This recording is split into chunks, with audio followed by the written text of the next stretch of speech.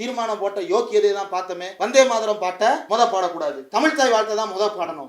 தீர்மானம் உடனே போட்டுருவோம், தனி தீர்மானம். அதுல ஒரு அமைச்சர் சொல்றார், இது தனி தீர்மானம் அல்ல, தனி சிறப்பு மிக்க தீர்மானம். சொன்ன 3வது நாள் பாடிட்டான் மறுபடியும் 3வது இடத்துல தமிழ் தாய் வாழ்த்து. நீ தீர்மானம் போட்டதுக்கு பிறகு மறுபடியும் 3வது தமிழ் தாய் வாழ்த்தை பாடுனா இது அவையின் மாண்பை கெடுப்பதா இல்லையா? இது பிரிவிலேஜ் மோஷனுக்கு தகுதியுடையதா இல்லையா? அப்ப அந்த அவையில போட்ட தீர்மானத்துக்கு என்ன மரியாதை? ஓ ஊர்ல இருக்கக்கூடிய ஒரு பல்கலைக்கழகமே ஒரு தீர்மானத்தை மதிக்கலன்னா குடியரசுத் தலைவர் என்ன மயில் ரகாவா மதிப்பாரு? இதை எதிர்த்து ஏன் பேசுற? தமிழ்நாடு அரசு கோவம் வந்திருக்கணும்ல. நீ சொன்னல தமிழ் மொழி, அது என்னங்க ரெண்டு டைலாக் ஒன்று வந்து பஞ்சு டைலாக் விட்டாங்க. தமிழ்னா கெத்து, விஜய்னா வெத்துன்னு வச்சுக்க.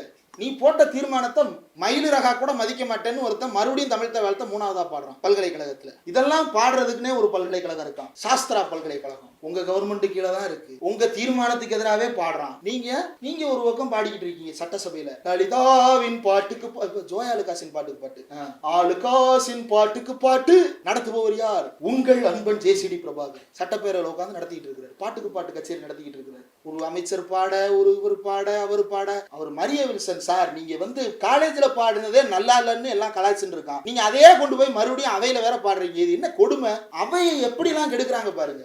உன்கிட்ட கேட்ட கேள்வி என்ன? மின்சாரத்துறையில கட்டணம் உயர்ந்திருக்கே காரணம் என்ன? உடனே இன்ஃப்ளூயன்சர்லாம் வீடியோ போடுறாங்க. அதாவது பாத்தீங்கன்னா சோல்ஜர்ஸ், பில்லு உயர்ந்து போச்சு, எனக்கும் பில்லு ஏறி போச்சு சோல்ஜர்ஸ், நான் என்ன பண்றது? பில்லை எடுத்து பார்த்தேன், உள்ள பார்த்தா அதிர்ச்சி, எனக்கும் பில்லு ஏறிடுச்சு. எதனால? யூனிட் ஏறி போச்சு. எப்படி? அப்புறம் தான் ஞாபகம் வந்துச்சு சோல்ஜர்ஸ், ஃபுல் டே ஏசி ஓடி இருக்கு, அதனால யூனிட் ஏறி போச்சு. என்னென்ன வாய். நீங்க பாருங்க ஜோயாலுகாஸ் எப்படி ஒத்த பைசாவுக்கு எடுத்தான்றதுக்கு வருவான் பாருங்க, பிராண்டிங்னு வருவாங்க. அதாவது நண்பர்களே, இது பிராண்டிங், அதை நீங்க புரிஞ்சுக்கணும் அப்படின்னு சொல்லிட்டு பிராண்டிங்கை பத்தி கிளாஸ் எடுப்போம். அந்த ஈர வெங்காயம் ஜோயாலுகாஸுக்கு என்ன மயிலிறகுக்கு தமிழ்நாடு கவர்மெண்ட் பிராண்ட் அம்பாசிடிங் வேலை, பிராண்டிங் வேலையை பார்க்கணும். கவர்மெண்ட் எதுக்கு கேட்டுச்சு? என்ன கேட்டுச்சு? மேக்கிங் சார்ஜஸ் எவ்வளவு, ஹால் மார்க்கிங் சார்ஜஸ் எவ்வளவு, டிரான்ஸ்போர்ட்டேஷன் சார்ஜஸ் எவ்வளவு, இன்சூரன்ஸ் சார்ஜஸ் எவ்வளவு, அதர் இன்சிடென்டல் சார்ஜஸ் எவ்வளவு. இதுல நீ செய்கூலி சேதாரத்தையே இல்ல. நம்ம லலிதா ஜுவல்லரி சொல்றதெல்லாம் கல்யாண் ஜுவல்லரியா லலிதா ஜுவல்லரியா இல்லையா? கரெக்டா தான் கொடுக்குறாங்க. எங்க ஏதோ துபாயில இருந்து தான் வருது எல்லாமே. இந்த கேட்டகரி போய் நேற்று வந்து வீடி சதீசனை போய் பார்த்திருக்கிறாரு. யாரு? ஜோயாலுகாஸ் ஓனர். எல்லா அமைச்சர்களையும் போய் பார்த்திருக்கிறாரு. பார்த்தாரு, இங்க டெண்டர் ஓகே ஆயிருச்சு. என்னடா உரசுது, சரியில்லையே. இதுல நீ செய்கூலி சேதாரமே இல்ல.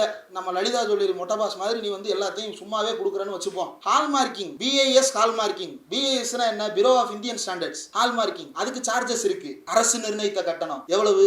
2 கிராம் கீழே இருக்கிற பொருட்களுக்கு ஹால் மார்க்கிங்கே தேவையில்லைன்னு சொல்லியிருக்கான். நீ கொடுக்கறது 1 கிராம். நீ எதுக்கு டெண்டர்ல ஹால் மார்க்கிங்க்கு சார்ஜஸ் கேட்டா அவன் எதுக்கு ஹால் மார்க்கிங்க்கு 1 பைசான்றான்? ஒண்ணுமே புரியல. சரி, மக்கள் அவன் ஏன் வேணான்றான்னா யூனியன் கவர்மெண்ட் 1 கிராம் மோதிரத்துல அதை எப்படிங்க சீல் பண்றது? அது செதஞ்சிராதா அப்படின்றதுனால வேணான்றான். சரி, மக்கள் நம்பிக்கையை பெறணும்னா பிஏஎஸ் ஹால் மார்க் வேணும்ல. அது 1/2 கிராமா இருக்கட்டும், அதை பார்த்தா தானே மக்களுக்கு நம்பிக்கை வரும். அதனால வை. எப்படி வைப்ப? ஒரு மோதிரத்துக்கு 45 ரூபா கட்டணும் ஹால் மார்க் பிளஸ் 18% ஜிஎஸ்டி, குறைஞ்ச வச்சு 50 ரூபா. ஒரு மோதிரத்துக்கான பிஏஎஸ் ஹால் மார்க்கிங் சார்ஜஸ் 50 ரூபா. Any artefact to be BIS hallmark will be charged 45 rupees per artifact. ஒரு பொருளுக்கு 45 ரூபா, 18% ஜிஎஸ்டி. நீ 50 ரூபா இதுக்கே மினிமம் கட்டணும். தோராயமா சொல்றேன், 50 ரூபா இதுக்கே கட்டணும். இது போக நீ மாவட்டத்துக்கு சப்ளை பண்ணணும். நீ மாவட்டத்துல உட்காந்து உற்பத்தி பண்றியா? உற்பத்தி பண்ணாலும் நகை கடையில இருந்து எடுத்துட்டு போகணுமே. அதுக்கு பெட்ரோல் டீசல் சார்ஜ் போட மாட்டியா? எப்படி அது இல்லாம கொண்டு போவ? டிரான்ஸ்போர்ட்டேஷன் சார்ஜஸ் இருக்கு, இன்சூரன்ஸ் சார்ஜஸ் இருக்கு, இன்சிடென்டல் சார்ஜஸ் இருக்கு, செய்கூலி சேதாரம் இருக்கு. குறைஞ்சது 100 ரூபான்னு வச்சுப்போமே. குறைஞ்சது 100 ரூபா. கேட்கப்பட்ட மோதிரங்களின் எண்ணிக்கை 4,41,663. 100 ரூபான்னு வச்சோம்னா 4,41,63,300 ரூபா வரும். 4 கோடி ரூபாய் சும்மா கொடுக்கறவனா நீ முதலாளி?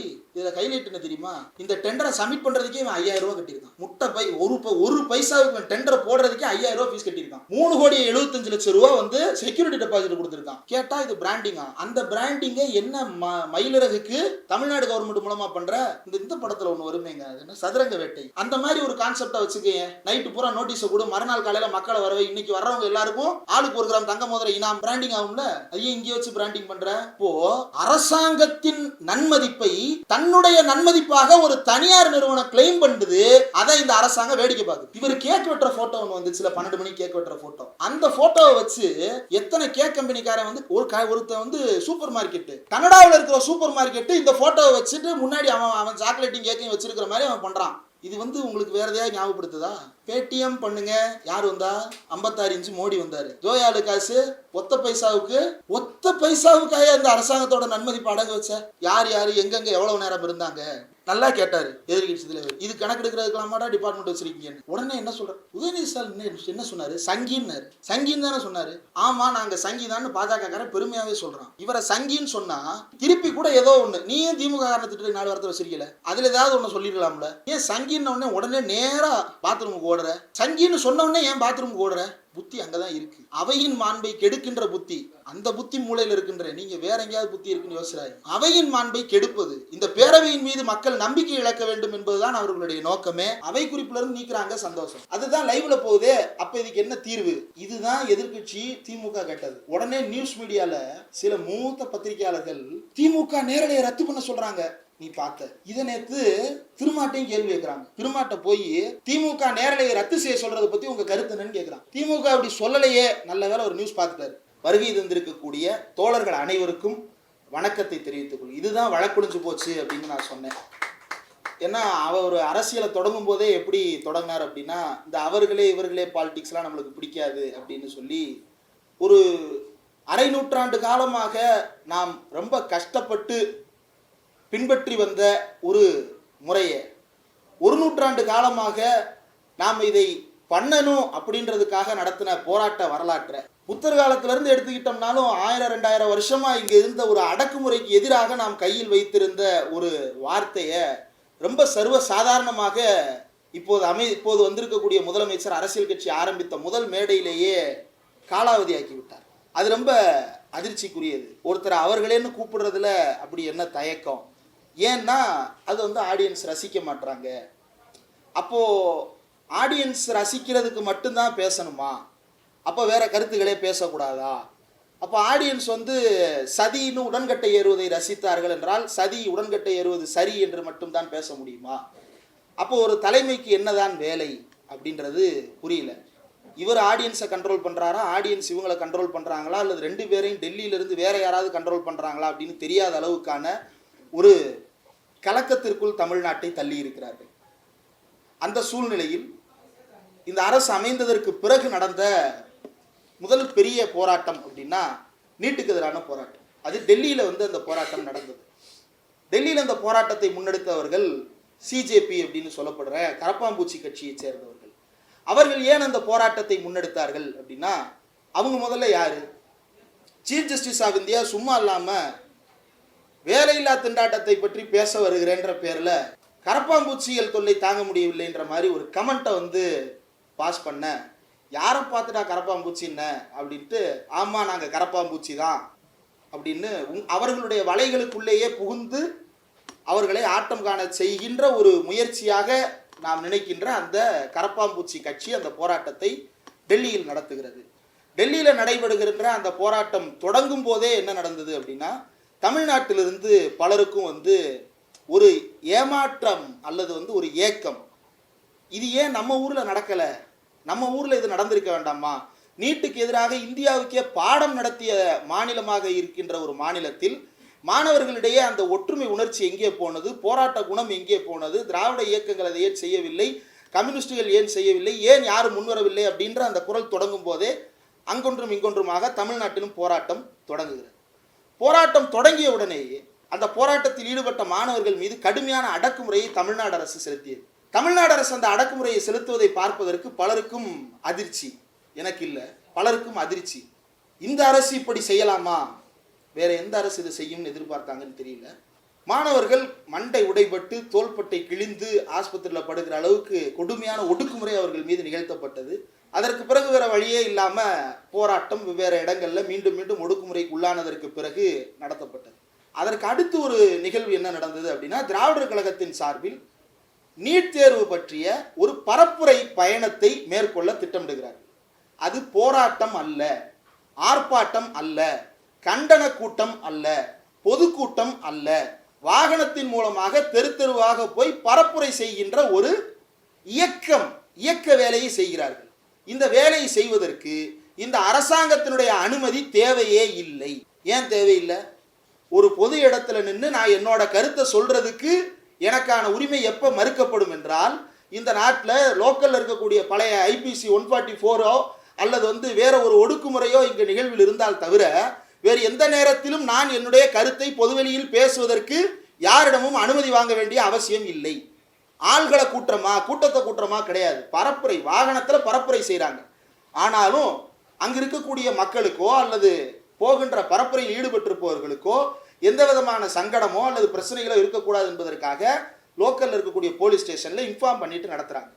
திடீரென்று இரவில் வீட்டுக்குள் புகுந்த காவலர்கள் திராவிடர் கழகத்தினுடைய தோழர்கள் வீடுகளுக்குள்ளெல்லாம் புகுந்து நாளை நீங்கள் போராட்டம் நடத்தக்கூடாது என்று ஒவ்வொரு ஊரிலும் ஒவ்வொரு காரணம் சொல்லி 6 இடங்களில் தொடங்கவிருந்த பயணத்தையும் வெவ்வேறு காரணங்கள் சொல்லி தடை செய்கிறது இந்த அரசு. அதற்கு பிறகு நீதிமன்றத்திற்கு போய் வழக்கு போடுறாங்க. இளந்திரையன் விசாரிச்சாரு. முதல் ஹியரிங் முடிச்சுட்டு அவர் அடுத்த ஹியரிங்க்கு இளந்திரையன் அவர்கள் வரல. லட்சுமி நாராயணன் நினைக்கிறேன், லட்சுமி நாராயணன் அவர்கள் அந்த வழக்கு விசாரிக்க வந்தார். பேரை கேட்டவுடனே ரைட்டு இது என்ன நடக்க போதோ அப்படின்னு நினச்ச போது அவர் ஒரு நல்ல கேள்வி ஒன்று கேட்டார். அவங்க என்ன பண்ணுறேன்னு சொன்னாங்க? பைக்கில் போய் பரப்புரை பண்ணுறேன்னு சொல்கிறாங்க. ஐயா, நீங்கள் என்ன சொன்னீங்க? கூடாதுன்னு சொன்னோம். வேற என்ன பண்ணலாம்? ஹெலிகாப்டரில் போய் பேரணி நடத்தலாமா அப்படின்னு நீதிபதி கேட்டார். இல்லை அவங்க வேணா மனித செங்கிலி மாதிரி கையை கோர்த்துக்கிட்டு நிற்கலாம், அதுக்கு வேணா அனுமதி தர்றோம். ஓ, 4 பேர் ரோட்டில் கைகோர்த்து நிற்கிறது கூட நீ அனுமதி கொடுத்தா தான் நான் நிற்கணுமா? புரியல. 4 பேர் கைகோர்த்து ரோட்டில் நின்னா நாங்கள் அனுமதிக்கிறோம். ஓ, அதை நீ அனுமதிப்ப, அவ்வளவு தாராள பிரபு நீ. 4 பேர் ரோட்டில் நிற்கிறத நீ அனுமதிக்கிற அளவுக்கு நீ மிகப்பெரிய மனம் கொண்டவன். இந்தியாவில் குடிமகனாக வாழுகின்ற அத்தனை பேருக்கும் தங்களுடைய மாற்று கருத்தை மக்களுக்கேற்ற வகையில் சொல்லுவதற்கான உரிமையை அரசியலமைப்பு சட்டம் வழங்கி இருக்கிறது. அதன் அடிப்படையில் நாம் ஒரு போராட்டத்தையோ ஆர்ப்பாட்டத்தையோ பரப்புரையோ மேற்கொள்ளுகிறோம் என்றால் அதற்கு இந்த அரசு அனுமதி அளிக்கிறேன், அனுமதி மறுக்கிறேன் என்கின்ற பெயரில் இவ்வளவும் நடத்தி கொண்டிருக்கும் பொழுது திடீரென்று ஒரு வீடியோ கண்ணில் பட்டுச்சு. இந்து முன்னணி பக்கத்தில் ஒரு வீடியோ, யாரோ ஒருத்தர் பேசுறாரு. நான் வேலையில் இருக்கேன், பின்னாடி இன்னொருத்தருடைய சிஸ்டத்தில் ஓடிட்டு இருக்கு. என்னடான்னு கேட்டோம்னா நீட்டை பற்றி ஏதோ பேசுறாரு. அவர் நீட்டை ஆதரிச்சும் இங்கே போராடுறவன் பூரா யாருன்னு எங்களுக்கு தெரியாதா, அவன் பூரா அர்பன் நக்சல், என்னடா யார் அது, என்னடா பேசுறான்னு அதை போய் பார்த்தா இந்து முன்னணி வாகன பரப்புரை நடத்திட்டு இருக்கான். என்னன்ற பேரில் ஆலயங்களில் நுழைவுக்கு கட்டணம் வசூலிக்க கூடாதுன்ற பேரில் நடத்துறேன்னு சொல்லிட்டு நீட்டை பற்றி அவன் பிரச்சாரம் பண்ணிட்டு இருக்கான். ஆதரவா நீட்டை ஆதரித்து வாகனத்தில் பரப்புரை செய்கின்ற இந்து முன்னணிக்கு எந்த தடையும் இந்த அரசாங்கம் விதிக்கவில்லை. மாறாக நீட்டை பற்றிய விழிப்புணர்வை, நீட் எந்த அளவிற்கு மக்களை பாதிக்கிறது என்று தாங்கள் கருதுகின்ற ஒரு கருத்தை, உண்மையை மக்களுக்கு சொல்லுவதற்கு திராவிடர் கழகம் முயற்சி செய்தால் அவர்களுக்கு தடை விதிக்கப்படுகிறது. தடையை மீறி இன்றைக்கு நீதிமன்ற உத்தரவின் வழியாக இந்த அரசுக்கு கட்டாயம் ஏற்பட்டு வேறு வழி இல்லாமல் இப்போது ஏன் இந்த கட்டாயம் ஏற்பட்டுன்னு சொல்றேன்னா, நாளைக்கு இந்த தாராள பிரபுக்கள் சட்டசபையிலே சொல்லுவானுங்க, நாங்கள் தான் தீக்காவை பிரச்சாரம் பண்ணுறதுக்கு அனுமதிச்சோம்னு. நீ எந்த லட்சணத்தில் அனுமதிச்சுன்றது லட்சுமி நாராயணன்ட்ட மறுபடியும் போய் நின்னா தெரியும். இப்படி இந்த அரசு நீட்டுக்கு எதிரான பிரச்சாரத்தை தொடர்ந்து தடுக்கிறது, ஒடுக்குகிறது. இன்னைக்கு ஒரு முக்கியமான நபர், விருதுநகர் எம்பி, தமிழ்நாடு காங்கிரஸ் கமிட்டி தலைவர் மாணிக் தாகூர். மாணிக் தாகூர் தான் முதல்ல எங்கள் ஊரில் போட்டிட்டார், அப்புறம் மாணிக்கம் தாகூர் ஆகிட்டாரு. எதனாலன்னு தெரியல. மாணிக் தாகூர் என்ன பேசியிருக்கிறார் அப்படின்னா, காங்கிரஸ் ஆட்சிக்கு வந்தால் நீட் தேர்விலிருந்து தமிழ்நாட்டுக்கு விலக்களிக்கப்படும், அத்தைக்கு மீச முளைச்சு அதை நான் சித்தப்பான்னு கூப்பிட்டு இப்படி இன்னைக்கு பேசுறாரு. காங்கிரஸ் ஆட்சிக்கு வந்தால் நீட்டை ஒழிப்போம். அதுதானே ப்ரோ 2023 சொன்னீங்க, 24 நடக்கல இல்ல. அதுதானே ப்ரோ 2018 சொன்னீங்க, 19 நடக்கல இல்ல. அப்ப நீ ஆட்சிக்கு வரவும் போறது இல்ல, இந்த நாட்டில் நீட்டு ஒழிய போறதும் இல்லைன்றதை தான் இப்படி வேற வார்த்தையில சொல்றாங்களா?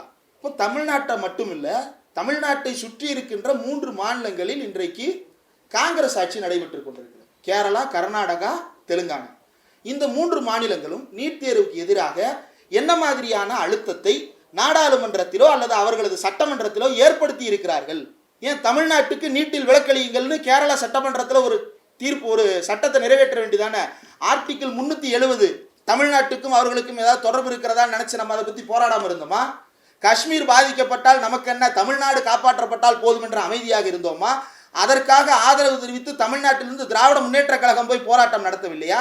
சிஏஏ, என்ஆர்சி, அது ஏதோ அங்க இருக்கக்கூடிய வடகிழக்கில் இருக்கக்கூடியவர்களுக்கு தான் பெரிய பாதிப்பாமே, நம்மளுக்கு என்ன பிரச்சனை அப்படின்னு எடப்பாடி பழனிசாமி பேசிய போது அமைதியாக இருக்கவில்லையே தமிழ்நாடு? அவர்களுக்கு ஆதரவாக டெல்லி ஜந்தர் மந்திரிலே போய் போராட்டம் நடத்தியது. இன்றைக்கு தமிழ்நாட்டினுடைய நீட்டு விலக்கு கோரிக்கையை ஆதரித்து கேரளாவோ, கர்நாடகாவோ, தெலுங்கானாவோ வாய் திறப்பார்களா? தேசிய அளவில் இருக்கக்கூடிய காங்கிரஸ் கட்சி தமிழ்நாட்டுக்கு நீட் விலக்கு வேண்டும் என்று நாடாளுமன்றத்தில் ஒரு தனிநபர் மசோதாவை கொண்டு வருவதற்காவது முயற்சி செய்திருக்கிறதா? நீட்டுக்கு விலக்கு கேட்டு திமுகவினுடைய எம்பி வில்சன் அவர்கள் நாடாளுமன்றத்தில் எத்தனை முறை தனிநபர் மசோதா தாக்கல் செய்ய முயற்சி செய்திருக்கிறார்? அந்த மசோதாவின் மீது விவாதம் நடத்தப்பட்டதா? அது குறித்து காங்கிரஸ் இன்றைக்காவது அக்கறைப்பட்டிருக்கிறதா? இன்றைக்கு தமிழ்நாட்டுக்கு நீட்டு விலக்கு. அப்போ நீட்டு விலக்கு என்கின்ற பெயரால் தமிழர்களை ஏமாற்றும் முயற்சியில் காங்கிரஸ் ஈடுபட்டுக் கொண்டிருக்கிறது. இன்னைக்கு தாவேகாவோட கூட்டணி சேரப்போகிறோம் என்ற அறிக்கை வரும்போது காங்கிரஸ் என்ன சொல்லுகிறது என்றால், தந்தை பெரியாரின் வழியில். அடேங்கப்பா, தந்தை பெரியாரின் வழியில். அப்பா, 1925 பெரியார் வெளியேறும் போது என்ன காரணங்களை எல்லாம் முன்வைத்தாரோ அந்த காரணங்கள் எல்லாம் காங்கிரஸ் கட்சியிலிருந்து வெளியேறுவதற்கு இன்றைக்கும் அப்படியே இருக்கின்றன. ரிசர்வேஷன் பற்றி இவர்களுடைய கருத்து என்ன? இடபிள்யூஎஸ் பற்றி இவர்களுடைய கருத்து என்ன? இதெல்லாம் பெரியாருடைய பார்வைகளோடு ஒத்துப்போகின்ற பார்வைகளா? கேட்டால் பெரியாரிடம் எங்களுக்கு தேவையானதை எடுத்துப்போம். பெரியார் ஒன்றும் ஊருகா கிடையாது, நீ தேவையானதை எடுத்துகிட்டு போகிறது. பெரியார் ஆசிட் பாட்டில் குடிச்சா வகிரி எரியும். யார் குடிச்சா வகிரி எரியும்? குடிக்கக்கூடாதான் குடிச்சா வகிரி எரியும். மற்றவனுக்கு அது இனிப்பு டானிக்காக தான் இருக்கும். யாருக்கெல்லாம் இனிப்பு டானிக்காக இருக்கும்? யாரெல்லாம் ஒடுக்கப்பட்டார்களோ அவர்களுக்கெல்லாம் அது இனிக்கும். யாரெல்லாம் ஒடுக்குமுறை செய்தார்களோ அவர்களுக்கெல்லாம் அவர் மருந்து கசக்கும். ஏன் இதை சொல்கிறேன் அப்படின்னா, இது மற்ற மாநிலங்களின் மீதான விவகாரம். மற்ற மாநிலங்கள் இதை என்ன செய்கிறார்கள், என்ன பார்த்து கொண்டிருக்கிறார்கள். தமிழ்நாடு முதலமைச்சராக இருந்த அன்றைய முதலமைச்சர் மு.க. ஸ்டாலின் அவர்கள் எல்லா இந்திய மொழிகளுக்கும் மொழிபெயர்க்க முயற்சி செய்து பல்வேறு இந்திய மொழிகளில் இந்தி, மலையாளம், வங்காளம் பல்வேறு மொழிகளில் மொழிபெயர்த்து அந்தந்த மாநிலங்களின் முதலமைச்சருக்கு அனுப்பி வைத்தார். அதை பற்றி அந்த முதல்வர்களுடைய கருத்து இப்போது வரை இல்லை. ஆனால் பிற்பாடு அகிலேஷ் யாதவ் நீட்டுக்கு எதிராக பேசும்போது நாம் புரிந்து கொள்ளுகிறோம், தமிழ்நாடு முதலமைச்சர் இங்கிருந்து ஏற்படுத்திய அதிர்வலைகள் ஏதோ ஒரு வகையில் அங்கிருக்கக்கூடிய அகிலேஷ் யாதவுக்கும் போய் சேர்ந்திருக்கிறது. அதனால் அகிலேஷ் யாதவ் கூட நீட்டை எதிர்ப்பதற்காக முன்வந்திருக்கிறார். ஆனால் இந்த காங்கிரஸ் ஐக்கியர்கள் மற்ற மாநிலத்தை சேர்ந்தவர்கள் வாயை திறக்க மாட்டார்கள். இப்போ தமிழ்நாட்டுக்கு உள்ள வருவோம். ஏன் இங்கே தமிழ்நாட்டில் ஒரு மாசான புரொட்டஸ்டா அல்லது ஜல்லிக்கட்டு போராட்டம் போன்ற ஒரு மிகப்பெரிய போராட்டமாக தமிழ்நாட்டில் இது மாறவில்லை என்ற கேள்வி களத்தில் வேலை பார்த்த தோழர்களுக்கு தெரியும். எங்களுடைய பேரலை ஊடகத்தின் சார்பாக 2021 சட்டப்பேரவை தேர்தலில் பேரலை நிறுவனர் ஆலி செந்தில்நாதன் சார், ஆலி செந்தில்நாதன் அவர்கள் பல்வேறு வேட்பாளர்களுக்கு ஆதரவாக பிரச்சாரம் செய்வதற்கு ஒரு 8 தொகுதிகளுக்கு போகிறார். ஆயிரவிளக்கில் டாக்டர் எல்லன், அரக்கோணத்தில் கௌதம சன்னா, இப்படின்னு ஒரு 8 தொகுதிகளுக்கு அவர் அவங்களோட சேர்ந்து பரப்புரை வேலை பார்ப்பதற்காக போகிறார். இப்போ நாங்களும் போகிறோம். போன இடங்களிலெல்லாம் பப்ளிக் ஒப்பீனியன் எடுக்கிறோம். அன்னைக்கு இருந்த முக்கியமான பேசுபொருள் என்ன? அனிதாவினுடைய மரணம் யாருடைய மனதை விட்டும் போகவில்லை. ஆவடியில் கூட நீட்டுக்கு எதிராக போராட்டம் நடத்தினார்கள். திராவிடம் 2.0 என்று பல்வேறு அமைப்பை சேர்ந்தவர்கள் போராட்டம் நடத்தினார்கள். அதெல்லாம் வச்சுட்டு நீட் இந்த தேர்தலில் முக்கியமான பேசுபொருள்னு மக்கள்கிட்ட போய் நீட் குறித்து கேட்டபோது மக்கள் அளித்த பதில் உண்மையிலேயே அதிர்ச்சியாகத்தான் இருந்தது. அது அந்த டெஸ்ட் எழுதுறவங்களை கேட்டால் தான் தெரியும். நம்ம வீட்டில் அது யார் எழுதுறது இல்லைங்க, அது தெரியலையே. நீட்டு அதுதான் எக்ஸாம் போல. இவ்வளவுதான் பெரும்பான்மையாக இருந்த பொதுமக்களினுடைய ரியாக்ஷனாக இருந்துச்சு. அப்போது இது மக்களிடம் உரிய வகையில் போய் சேர்ந்திருக்கிறதா அல்லது சேருவதற்கான முயற்சிகள் எடுக்கப்பட்டிருக்கிறதா அப்படின்னா இன்னும் தீவிரமான முயற்சிகள் வேண்டும். பல்வேறு போராட்டங்கள் திமுக தரப்பில் முன்னெடுக்கப்பட்டது மக்களிடம் இதை கொண்டு போய் சேர்ப்பதற்காக. இது நான் சொன்னது 2021 முன்னாடி. 21க்கு பிறகு என்ன நடக்குது அப்படின்னா, ஒவ்வொரு வருடமும் திமுக நீட் குறித்து ஏதாவது ஒரு முன்னெடுப்பை செய்து கொண்டே இருந்தது. கையெழுத்து இயக்கம் நடத்தியது, குடியரசுத் தலைவரிடம் கொண்டு போய் சேர்த்தது, ஆளுநருக்கு மசோதாவை அனுப்பி அந்த மசோதாவுக்கு கையெழுத்து போட வைக்கணும்னு உச்சநீதிமன்றம் வரைக்கும் போய் வழக்கு தொடுத்திருக்கிறது. திமுக தொடுத்த வழக்கு இன்றைக்கும் உச்சநீதிமன்றத்தில் நிலுவையில் இருக்கிறது. இப்படி பல்வேறு முயற்சிகளை திமுக எடுத்துக்கொண்டே இருந்தது. அதன் மூலமாக ஓரளவுக்கு நீட் குறித்து மக்கள் மத்தியில் புரிதல் ஏற்படுவதற்கான ஒரு சூழல் உருவாகி வந்தது. அந்த சூழலை கட்டுப்படுத்த நினைக்கிறது தாவேக அரசு. முழுமையாக எல்லாருக்கும் வந்துருச்சானா கிடையாது. ஆனா தொடர்ந்து பரப்புரை நடந்தாதானே, கிராமம் கிராமமாக அது பரப்புரையாக மாறினால் தானே. ஏன் இது மாறணும்? ஏன் கிராமம் கிராமமாக இது பரப்புரை பிரச்சாரமாக மாறணும்? இந்த நீட் தேர்வு என்பது தம்பி ஈஸ்வரமூர்த்தி அவர்கள் பேசும்போது குறிப்பிட்டார், பல பல்கலைக்கழகங்கள் கல்லூரிகளை சேர்ந்த மாணவர்கள் இது எங்களுக்கும் மருத்துவத்துக்கும் என்ன தொடர்பு இருக்கு, நாங்கள் ஏன் போராட வர வேண்டும் என்று சில சமயம் கேட்கிறார்கள். அவர்களையும் நாங்கள் அவர்களுக்கு ஏற்ற வகையில் புரிய வைத்து கூட்டு வருவோம்னு சொன்னார். தமிழ்நாட்டில் இருக்கக்கூடிய ஒவ்வொருவரையும் பாதிக்கக்கூடிய அளவிற்கு நீட் தேர்வு மிகப்பெரிய பிரச்சனைகளை தனக்குள் கொண்டிருக்கிறது. இதை முழுமையாக எல்லா நோக்கங்களோடும் ஆய்வு செய்த அறிக்கை, ஒரே அறிக்கை இந்தியாவிலேயே ஏகே ராஜன் கமிட்டி அறிக்கை மட்டும்தான், திமுக அமைத்த அந்த குழு மட்டும்தான் இதை முழுமையாக ஆய்வு செய்தது. என்னென்ன வகைகளில் எல்லாம் இது பிரச்சனை ஏற்படுத்துது? மாணவர் சேர்க்கையில நிச்சயமாக பிரச்சனை ஏற்படுத்தி இருக்கிறது. அதை பற்றி நாம் நிறைய பேசிக்கொண்டே இருக்கிறோம், தொடர்ந்து பேசுகிறோம். பிற்படுத்தப்பட்ட மாணவர்களுக்கும் விளிம்பு நிலையில் இருக்கக்கூடிய மாணவர்களுக்கும் இது எந்த அளவுக்கு பெரிய நெருக்கடியாக இருக்கிறது, முதல் தலைமுறை பட்டதாரிகளுக்கு இது எவ்வளவு பெரிய நெருக்கடியா இருக்கு, ஏழை மாணவர்களுக்கு இது எவ்வளவு பெரிய நெருக்கடியா இருக்கு. இப்போ புதுசா ஒரு வாய்ப்பு கண்டுபிடிச்சிட்டாங்க, சங்கிகளும் மற்றவர்களும். அதான் 7.5 இருக்குல்ல, அதில் முன்னாடியை விட இப்போ அதிகமான மாணவர்கள் வர்றாங்கல்ல, உங்களுக்கு என்ன பிரச்சனை அப்படின்னு உட்காந்து பட்டிமன்றம் நடத்துகிறாங்க. இந்த 7.5 நீட்டை நடத்திட்டு கொடுக்கும்போது அதிகம் பேர் போகிறாங்களா? நீட்டை நடத்தாமலே இந்த 7.5 கொடுத்தா இன்னும் நிறைய பேர் போவான்ல. அவன் என்ன வெங்காயத்துக்கு நீட்டுன்னு ஒன்று எழுதி அதுக்கப்புறம் 7.5 போகணும்? சமீபத்தில் பாலிமர் தொலைக்காட்சியில் ஒரு செய்தி ஒன்று பார்த்தேன். அந்த செய்தியில் வந்து ஒரு மாணவி பேசுகிறாங்க. அந்த மாணவியின் மீது எனக்கு புகார் இல்லை, ஆனால் அந்த மனநிலையின் மீது எனக்கு வருத்தம் இருக்குது. அவங்க என்ன சொல்கிறாங்கன்னா, என்னை போன்ற ஒரு ஏழை மாணவி நீட்டில் பாஸ் ஆகி இன்னைக்கு சீட்டு கிடச்சிருச்சு, நீட்டுக்கு முன்னாடி இது வாய்ப்பு இருக்கா அப்படின்னு அவங்க கேட்குறாங்க. அவங்க அதுக்கப்புறம் சொல்கிறாங்க எப்படியெல்லாம் அவங்க நீட்டு கிளியர் பண்ணாங்கன்றத. அவங்க 12th ஸ்டாண்டர்ட் முடிச்சுட்டு அவங்க படித்த பாடத்திட்டத்தின் அடிப்படையில் நீட் எழுதியிருக்கிறாங்க. 280 மார்க் கூட தாண்டலை. அதனால் அவங்க லோக்கலில் இருக்கக்கூடிய ஒரு தனியார் கோச்சிங் சென்டரில் போய் பயிற்சி எடுக்கிறாங்க. அந்த பயிற்சிக்கு பிறகு 350 மார்க்கு தாண்ட முடியல. அந்த பயிற்சி பத்தலன்னு 3வது முறையாக நாமக்கல்லை சேர்ந்த ஒரு நிறுவனத்தில் போய் படிக்கிறார்கள். அதற்கு பிறகு 580 மார்க் எடுக்கிறாங்க. அதுக்கப்புறம் 7.5% இடஒதுக்கீட்டின் அடிப்படையில் அவங்களுக்கு கம்யூனிட்டி ரேங்கிங் 3, ஜெனரல் ரேங்கிங் 5 இந்த இடம் கிடச்சி இன்றைக்கு அவங்க மருத்துவம் படிக்க போகிறாங்க. எப்படிப்பா இவ்வளோ படிச்சிங்க அப்படின்னு கேட்டபோது, எங்கள் வீட்டில் இருந்த எல்லா சேவிங்ஸையும் வச்சு தான் நான் படித்தோம், வீட்டில் இருந்த எல்லா சேவிங்ஸையும் வச்சு தான் படித்தோம். அப்பா விவசாயின்னு சொல்கிறாங்க. அவர் நில உடைமையாளர் விவசாயியா அல்லது தினக்கூலியாக இருக்கக்கூடிய விவசாயியா என்று நமக்கு தெரியவில்லை. அது அந்த பேட்டியில் விளக்கமாக இல்லை. ஆனால் எந்த வகையான விவசாயியானாலும் இருக்கட்டும், வீட்டில் இருந்த மொத்த சேமிப்பையும் எடுத்து கொண்டு போய் வைத்து நான் நீட் தேர்வுக்கு பயிற்சி பெற்று இன்னைக்கு பாஸ் ஆயிட்டேன் அப்படின்னு சொல்கிறாங்க. நம்ம எல்லாருக்கும் தெரியும், தமிழ்நாட்டில் இருக்கக்கூடிய மருத்துவர்கள் தொடர்ந்து போராட்டம் நடத்தி கொண்டே இருக்கிறார்கள். அவர்களுடைய ஊதியம், அவர்களுடைய வாழ்வாதாரம், அவர்களுடைய வாழ்க்கை சூழலை சரி செய்து கொடுப்பதற்காக இந்த அரசு முன்வர வேண்டும் என்று தொடர்ந்து போராட்டம் நடத்தி கொண்டிருக்கிறார்கள். இந்த சூழலை அவங்க சொல்றாங்க, என் மொத்த சேமிப்பையும் நான் காலி செய்து இந்த நீட் தேர்வுக்கு தயாராகி இன்னைக்கு படிச்சுட்டேன். நீட் இல்லைன்னா என்னை மாதிரி ஒரு ஏழை மாணவி வர முடியுமா? நீட் இல்லைன்னா நீங்க 12th முடிச்சதுக்கு அப்புறமே நல்ல மார்க் எடுத்து 12th நீட்டில் சேர்ந்து மெடிக்கல் காலேஜில் சேர்ந்துருக்கலாம்.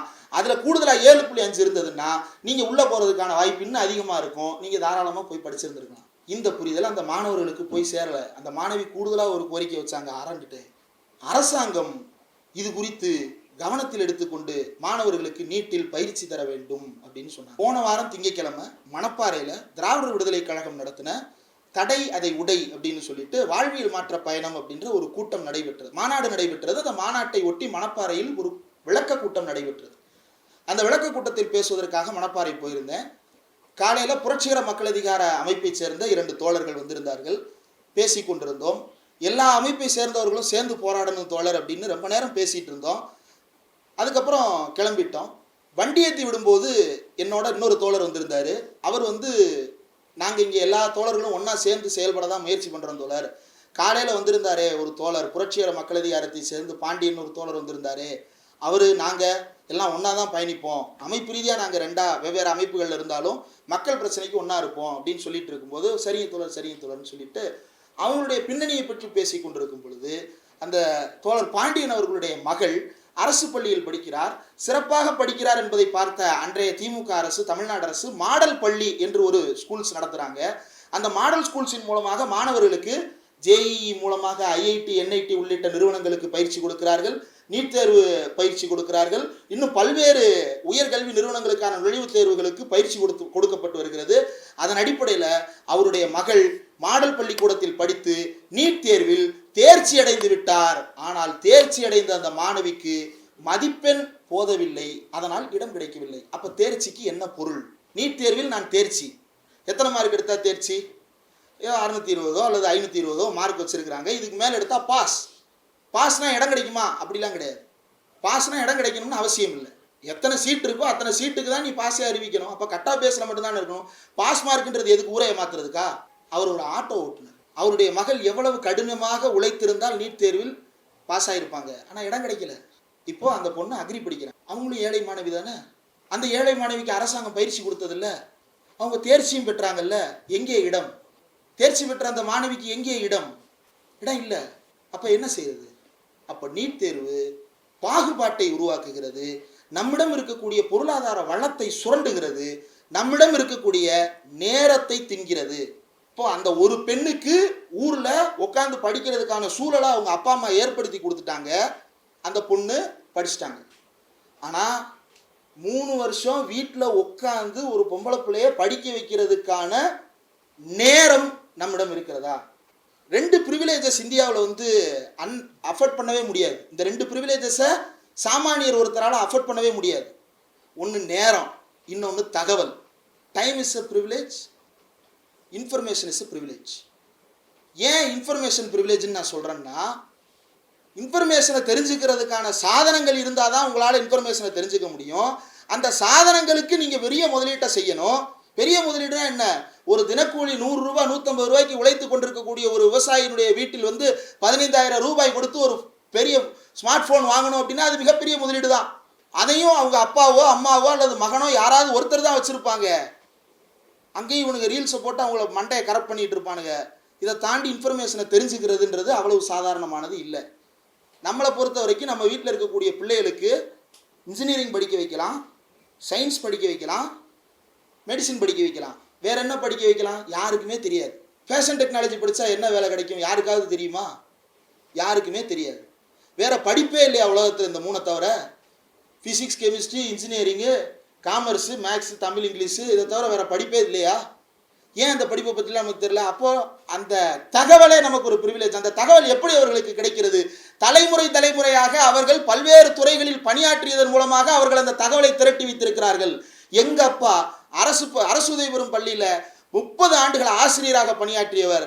ஆனால் என்னை கல்லூரிக்கு சேர்த்து விடுறதுக்கு முன்னாடி 1 வருஷம் 4 கல்வி இதழ்கள், பல்வேறு இதழ்கள், புதிய தலைமுறை கூட ஒரு கல்வி இதழ் நடத்தி கொண்டிருந்தார்கள். பல்வேறு கல்வி இதழ்களை வாங்கி வைத்து கட் பண்ணி மெடிசின் அப்படின்னு போட்டு அதுக்கு ஒரு ஃபோல்டர் வச்சிருப்பார். இன்ஜினியரிங் அதுக்கு ஒரு ஃபோல்டர் வச்சிருப்பார். லா அதுக்கு ஒரு ஃபோல்டர் வச்சிருப்பார். அதை பார்த்துட்டு ஒரு நாள் சொன்னார், லா காலேஜுக்கு சேரணும்னா கிளாட்டுன்னு ஒரு டெஸ்ட் இருக்காம்டா, அது வேணா எழுதுறியா அப்படின்னு கேட்குறாரு. ஏன்பா முன்னாடி உங்களுக்கு தெரியாது, அதனால தானே புக் வாங்கி பார்க்குறேன். தகவல் என்பது ஒரு மிகப்பெரிய ப்ரிவிலேஜ். டைம் எந்த அளவுக்கு ப்ரிவிலேஜ்? ஒரு 3 வருஷம், அந்த 3 வருஷத்தில் ஒரு பிஎஸ்சி முடிச்சிருந்தாங்க அல்லது பிகாம் முடிச்சிருந்தாங்க அப்படின்னா ஏதோ ஒரு நிறுவனத்தில் வேலைக்கு போயிடுவாங்க. 4வது வருஷத்துலேருந்து he or she will be a earning member in the family. ஆனால் அந்த 3 வருஷம் அவங்களை வீட்டில் உட்கார வச்சு படிக்க வச்சாலும் 4வது வருஷம் அவங்க கிளியர் பண்ணுவாங்களான்னு தெரியாது. 4வது வருஷம் கிளியர் பண்ணுவாங்களான்னு தெரியாது. இதுக்கு முன்னாடி இம்ப்ரூவ்மெண்ட்னு ஒரு எக்ஸாம் இருந்துச்சு, அதெல்லாம் இப்போ ஒழிச்சாச்சு. இம்ப்ரூவ்மெண்ட் எக்ஸாம்னா என்னென்னா, நான் கம்மியாக எடுத்துட்டேன் அப்படின்னா திரும்ப எக்ஸாம் எழுதி மார்க்கை ரைஸ் பண்ணிக்கலாம். கேட்குறதுக்கு நல்லா இருக்கும். நேரம் இருக்கா? ஒரு கூலி தொழிலாளி மகனை வந்து இன்னொரு வருஷம் நீ படிப்பா அப்படின்னு உட்கார வைக்க முடியுமா அவரால்? 12 வருஷம் அவனை படிக்கிறதுக்கு பள்ளிக்கூடம் அனுப்பினதே அவன் எப்படியாவது படித்து காலேஜுக்கு போயிடணும் தானே. அது அவர்கள்ட்ட ஒரு பெரிய பொருளாதார முதலீடு செஞ்சுருக்கிறாங்க, பெரிய மனிதோட முதலீடு செஞ்சுருக்கிறாங்க. அதை ஒன்றும் இல்லாமல் சூறடிச்சிட்டு கடைசியில் உனக்கு தகுதி இல்லை நீ போ பேசுகிறாங்க இன்றைய அமைச்சர்கள் சில பேர். வேற படிப்பே இல்லையா? ஏன் உனக்கு வேற வேலையே கிடைக்கலையா? போய் கோயிலில் மணியாட்ட வேண்டியதானே? எதுக்கு எம்எல்ஏ வாங்க? போய் உங்கள் தலைவர் படத்துக்கு டிக்கெட் வித்துட்டு இருக்க வேண்டியதானே? எதுக்கு நீ எம்எல்ஏ ஆன? எதுக்கு அமைச்சரான? ஏன் உனக்கு வேற வேலையே இல்லையா? ஏன் அசம்பிளிலே வேற வேலையே இல்லையா? அசம்பிளியில் ஒரு வேலை இருக்குது. பிரேமலதா எனக்கு தெரிஞ்சு நான் வந்து ஒரு முறை நேரில் போய் பார்த்த போது தான் அந்த கொடுமையை நான் பார்த்தேன். அசம்பிளியை நேரில் பார்ப்போ தண்ணி வைக்கிறது ரொம்ப கொடூரமாக இருந்துச்சு. பார்க்குறதுக்கே அருவருப்பாக இருந்தது. எப்படி இவ்வளோ நாள் இது சர்வைவர்ஸ்னே தெரியல. கேட்டால் என்ன சொல்கிறாங்க, பாட்டில் வச்சா விட்டு இருந்துருவாங்களாம். நீ வைக்கிறது ஸ்டீல் டம்ளர், விட்டு இருந்தா மண்டை செதறிடும். அதுவும் நல்லா ஜேவலின் த்ரோலாம் தெரிஞ்சவனா இருந்தான்னா நேராக கண்ணத்தை சேர்த்து விட்டான்னா செதறிடுவேன். ஆனால் பெட் பாட்டில் கொடுக்க மாட்டாங்களாம், ஏன்னா பாட்டில் விட்டு எரிஞ்சிருவாங்களாம். அதெல்லாம் பார்த்துட்டு வந்து ஓபிஎஸ்ஸே சொல்கிறாரு, இந்த டம்ளருக்கு பெட் பாட்டில் எவ்வளோ பரவாயில்லன்னு. இப்போ வரைக்கும் அது மாற்றலை. அது ஒரு நல்ல வேலை தானே, அதனால தானே ரிட்டர்ன் பண்ணிட்டு இருக்கீங்க. அசம்பிளியில் இது வரைக்கும் யாருமே சொல்லலை. யாராவது ஒரு அரசு மாற்றிருக்கணும், மாற்றலை. அப்போ இப்போ சொல்லிட்டாங்க, அசம்பிளிக்குள்ளே அதை பதிவு பண்ணிட்டாங்க. அது வந்து புழு மாதிரி நெளிஞ்சு வருவாங்க வெள்ளை சட்டை போட்டு. நீங்கள் யோசிச்சு பாருங்கள், கடைநிலை ஊழியர்களாக இருக்கிறவங்களுக்கு வெள்ளை சட்டை முதல்ல அது மெயின்டைன் பண்ணுறதே கஷ்டம். அவங்க வந்து அப்படி நெளிஞ்சு வரணும், ஏன்னா கேமராவில் முகம் பற்றக்கூடாது. அப்படி வந்து தண்ணி கொடுத்துட்டு போகிறாங்க. இன்னைக்கு கூட பாருங்கள், நேற்று தானே அறநிலையத்துறை மானியம் அமைச்சர் சேகர்பாபு அவர்கள் தண்ணி குடிச்சிருக்க, தண்ணி காலி. உடனே பக்கத்தில் முன்னாள் அமைச்சர் செந்தில் பாலாஜி அவர்கள் வந்து பின்னாடி கூப்பிட்டு தண்ணி எடுத்துட்டு உடனே மறுபடியும் வர்றாங்க. இப்படி தண்ணி வாங்கி குடிச்சிட்டு இருக்காங்க. இது நல்ல வேலை தானே? சம்பளம் கொடுக்குறாங்களா கவர்மெண்ட்? அந்த வேலைக்கு போக வேண்டியதானே தாவேக்காரன் போகிறான். ஏன் எம்எல்ஏவோ அமைச்சராக வந்து ஆகணுமா? அது நல்ல வேலை இல்லையா? இப்போ இது வந்து மாணவர் சேர்க்கையில் இருக்கக்கூடிய பிரச்சனை. அடுத்த பிரச்சனை என்ன அப்படின்னா, இதை வந்து ஏகே ராஜன் கமிட்டி அறிக்கையை தவிர இந்தியாவிலேயே இதுவரை யாராலும் இது பேசப்படவில்லை. இப்போ கூட இந்தியா முழுக்க நீட்டுக்கு எதிராக பேசுபவர்கள் மாணவர்களுக்கு இருக்கக்கூடிய குறைகளை பேசுகிறார்களே தவிர மருத்துவ சுகாதார கட்டமைப்பின் மீது இது எவ்வளவு பெரிய ஆதிக்கம் செலுத்தும் என்று யாருமே பேசுவதில்லை. ஏன் மருத்துவ சுகாதார கட்டமைப்பை இது சிதைக்கிறது என்றால், நம்ம தமிழ்நாட்டில் ஒரு மருத்துவ கட்டமைப்பை தொடர்ந்து பல்வேறு பரீட்சார்த்த முயற்சிகளுக்கு பிறகு எவால்வ் பண்ணி வச்சிருக்கிறோம். எந்த அளவுக்கு எவால்வ் பண்ணி வச்சிருக்கிறோம் அப்படின்னா, வீடு தேடி போய் மருத்துவம் பார்க்குற அளவுக்கு நம்மளுடைய மருத்துவமனைகளையும் மருத்துவர்களையும் நாம் தயார் பண்ணி வச்சிருக்கிறோம். அவங்களாலையும் போய் பார்க்க முடியுது. அவங்களாலையும் மக்களாலையும் அந்த மருத்துவத்தை ஹாஸ்பிட்டல் போய் பார்க்க முடியாதவங்களுக்கு வீட்டில் மருத்துவம் கிடைக்குது. அந்த மருத்துவர்களாலையும் அங்கே போய் அந்த மருத்துவத்தை கொடுக்க முடியுது. இந்த மனநிலை எப்படி வருது? ஏன்னா அவங்க ஏதோ ஒரு வகையில் இந்த சமுதாய பின்னணியிலிருந்து வந்தவங்களாக தான் இருப்பாங்க, அல்லது இந்த சமுதாய பின்னணி கொண்டவர்களோடு 6 ஆண்டுகள் படிப்பதன் மூலமாக அவர்களுக்கு ஒரு கடத்தப்பட்ட அறிவு கிடைத்திருக்கிறது.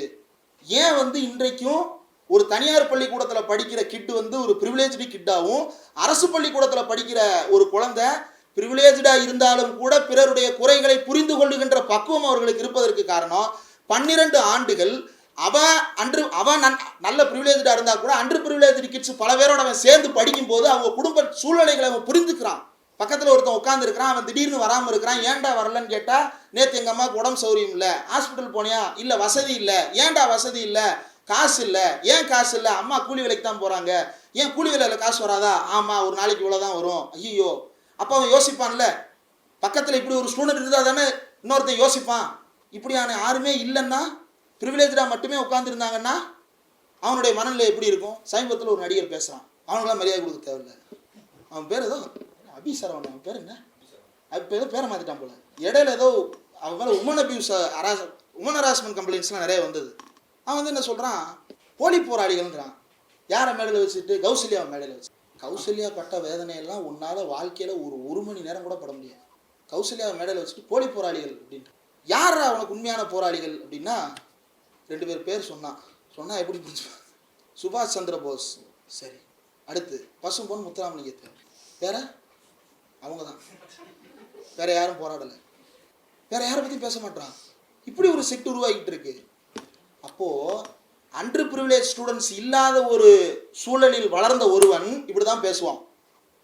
அப்போ அண்டர் ப்ரிவிலேஜ் கூட படிக்கிற எல்லா பேரும் மாறிடுவானா? எல்லாரும் மாற மாட்டான். ஆனால் அதை பற்றி அறிவே இல்லாமல் எப்படி ஒரு சமூகத்தை வளர்க்க முடியும்? வறுமைனா என்னன்னே தெரியாத ஒரு வகுப்பறையில் உட்கார்ந்து கொண்டு அவன் எப்படி வறியவர்களுக்கு போய் மருத்துவம் பார்ப்பான்? ஒன்றும் இல்லைங்க, நம்ம லாங்குவேஜை முதல்ல புரிஞ்சுக்கணும்ல. சளி பிடிச்சி ஹாஸ்பிட்டல் போகிறோம், எல்லாரும் போய் சளி பிடிச்சிருக்குன்னு சொல்லுவோமா? குமரன் தோழர் இருக்கிறாரு, தடுமம் பிடிச்சிருச்சும்பான். தெரியுமா அப்படின்னா என்னன்னு? சளி பிடிச்சிருச்சு. மூக்கடப்பாக இருந்தால் தடுமம் பிடிச்சிருச்சும்பான். தடுமம் பிடிச்சிருச்சா? மயிலாப்பூர்லேயே வளர்ந்த ஒருத்தர் போய் திருமங்கலம் அரசு பொது மருத்துவமனையில் போய் உட்கார்ந்தாருன்னா தடுமம் பிடிச்சிருச்சுன்னு உடனே தடுமாறிடுவான். சளி பிடிச்சது அப்படின்பா. இது பரவாயில்ல, கோயம்புத்தூர் பக்கம் போனா உப்புசமா இருக்கும்பா. உப்புசம்னா என்னடா அவனுக்கு தான் தெரியும். மொடையா இருக்கு டாக்டர்பா. எப்படி நீ வைத்தியம் பார்ப்ப? முடையா இருக்குன்றவனுக்கு இப்போ முட வைத்தியம் பார்த்துருவான். அப்புறம் முட வைத்தியம்னா ஆர்த்தோபீடிக்ஸு. முடையா இருக்கு அப்படின்னா அவன் பல காரணங்களை முடையா இருக்கும்பா. அதை போய் இவன் ஆர்த்தோபீடிக்ஸோட கனெக்ட் பண்ணி விட்டான்னு இங்கே முடிஞ்சு போச்சு. ஏன் லாங்குவேஜே உனக்கு புரியாதுல்ல? இது பரவாயில்ல, தமிழ்நாட்டில் இருக்கிற ப்ரிவிலேஜை வச்சு யோசிக்கிறான். உத்தரப்பிரதேசக்காரன் உட்காருவான், மதுரை ராஜாஜி ஆஸ்பத்திரியில் உட்காந்துருப்பான். யோசிச்சு பாருங்க, உள்ளே போன உடனே எப்படி வைத்தியம் இருக்கும்னு. போன வருஷம் போராட்டம் எங்கே? ராமநாதபுரம் மெடிக்கல் காலேஜில். ரொம்ப ஆச்சரியமாக இருந்துச்சு. மெடிக்கல் காலேஜில் போராட்டமா? இவங்க எந்த காலத்தில் கடைசியாக போராட வந்தாங்க?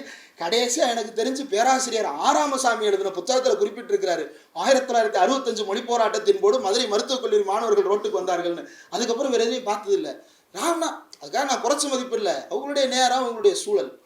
இப்போது ராமநாதபுரம் மெடிக்கல் காலேஜ் ஸ்டூடெண்ட்ஸு போராட்டம். என்னடா இது அப்படின்னு போய் பார்த்தா, எங்களுக்கு தமிழ்லேயே நடத்துகிறாங்க அல்லது இங்கிலீஷில் நடத்துகிறாங்க, எங்களுக்கு புரியல. தமிழில் இங்கிலீஷ் நடத்துகிற பொருள்னா வேறு எதில் நடத்துறது, எங்களுக்கு ஹிந்தியில் நடத்துங்கன்றான். என்ன தெரியுமா? மதுரையில் எய்ம்ஸ் இருக்குல்ல, இருக்கா? எய்ம்ஸ் இருக்கா? பதில் சொல்லுங்க. இல்லை ஆனால் இருக்கு. எங்க இருக்கு தெரியுமா? ராமநாதபுரம் மெடிக்கல் காலேஜில் வச்சு மதுரை எய்ம்ஸ் நடந்துகிட்டு இருக்கு. ஃபர்ஸ்ட் பேட்ச் பாஸ் அவுட் ஆயிட்டான். மதுரை எய்ம்ஸ் மாணவர்களை உற்பத்தி செய்து அனுப்பிவிட்டது. எப்படி? ராமநாதபுரம் மெடிக்கல் காலேஜில் வச்சு. இந்த வாழைப்பழ காமெடியில் உன்னை என்ன இன்ட்ரெஸ்ட் சொன்னீங்க? பழம் இன்ட்ரெஸ்ட் சொன்னீங்க. எத்தனை பழம்? 2 பழம். ஒன்று இந்தா இருக்கு, இன்னொன்று அதானே இது அப்படின்ற மாதிரி. நான் எங்கே படிக்கிறதுக்கு சீட்டு வாங்கிட்டு வந்தேன்? எய்ம்ஸில் படிக்க சீட்டு வாங்கிட்டு வந்தேன். நீ என்ன சீட்டு கொடுத்த? ராமநாதபுரம் மெடிக்கல் காலேஜில் சீட்டு கொடுத்த. அப்போ எய்ம்ஸ் எங்கே? அதானே இது. இதை ஒருத்தன் மதுரையில் கேஸ் போட்டான். கேஸ் போட்டு நீதிபதி கொடுத்த தீர்ப்பின் அடிப்படையில் தான் அந்த காலேஜ் இப்படி நடந்துச்சு. இந்த கொடுமை எங்கே போய் சொல்றது? சரி, அவன் வந்து எய்ம்ஸுக்காக அட்மிஷன் போட்டு வந்தவன். அவனுக்கு தெரியாது இந்த இன்ஜினியரிங் காலேஜில் நல்லா கட் ஆஃப் பண்ணவங்களை வந்து இந்த கல்வி உதவி செய்கிறேன்ற பேரில் சில பேர் கூப்பிட்டு போய் கண்ட காலேஜில் சேர்த்து விட்டு வந்துடுறாங்க காட்டுக்குள்ளே. அந்த மாதிரி ராமநாதபுரத்தில் போய் ராமநாதபுரம் மெடிக்கல் காலேஜில் நல்ல மருத்துவர்களை ராமநாதபுரம் மெடிக்கல் காலேஜ் உருவாக்கிட்டு இருக்கு. ஏன்? அவன் தமிழில் நடத்துகிறான், தமிழம் படிக்கிறான், பாஸ் ஆகிட்டு போகிறான். இவன் எப்படி கொடுக்குறது? இவன் வந்து உட்காந்து ஹிந்தியில் நடத்துன்னு போராட்டம் பண்ணுறாங்க. யோசிச்சு பாருங்க, நாளைக்கு இன்னும் என்னென்ன போராட்டங்கள் எல்லாம் விதவிதமாக டைப்பாக டிசைனாக நடக்கும்னு யோசிச்சு பார்க்கவே கிதக்குன்னு இருக்கு. சரி, இவனுங்க படித்து முடிச்சுட்டு 6 வருஷம் இங்கே தங்கியிருக்கானா, ரெசிடென்ட் சர்டிஃபிகேட் வாங்கிடுவான். இங்கேயே குரூப் எக்ஸாம் எழுதி மெடிக்கல் ஆஃபீஸராக போஸ்டிங் வாங்கிடுவான். போஸ்டிங் வாங்கினதுக்கப்புறம் அவன் ஒரு நாள் வந்து தலைமைச் செயலகத்தில் வந்து மூத்த அதிகாரியாக உட்காந்துருப்பான். உட்காந்து பாலிசி டிசைட் பண்ணுவான். பாதம் காப்போம்னு ஒரு திட்டம் இருக்கு தமிழ்நாடு அரசாங்கம். பாதம் காப்போம்னு ஒரு திட்டம். என்ன திட்டம்? சுகர் பேஷண்ட்டுக்கு காலில் புண்ணு வந்து ஆற மாட்டேங்குது.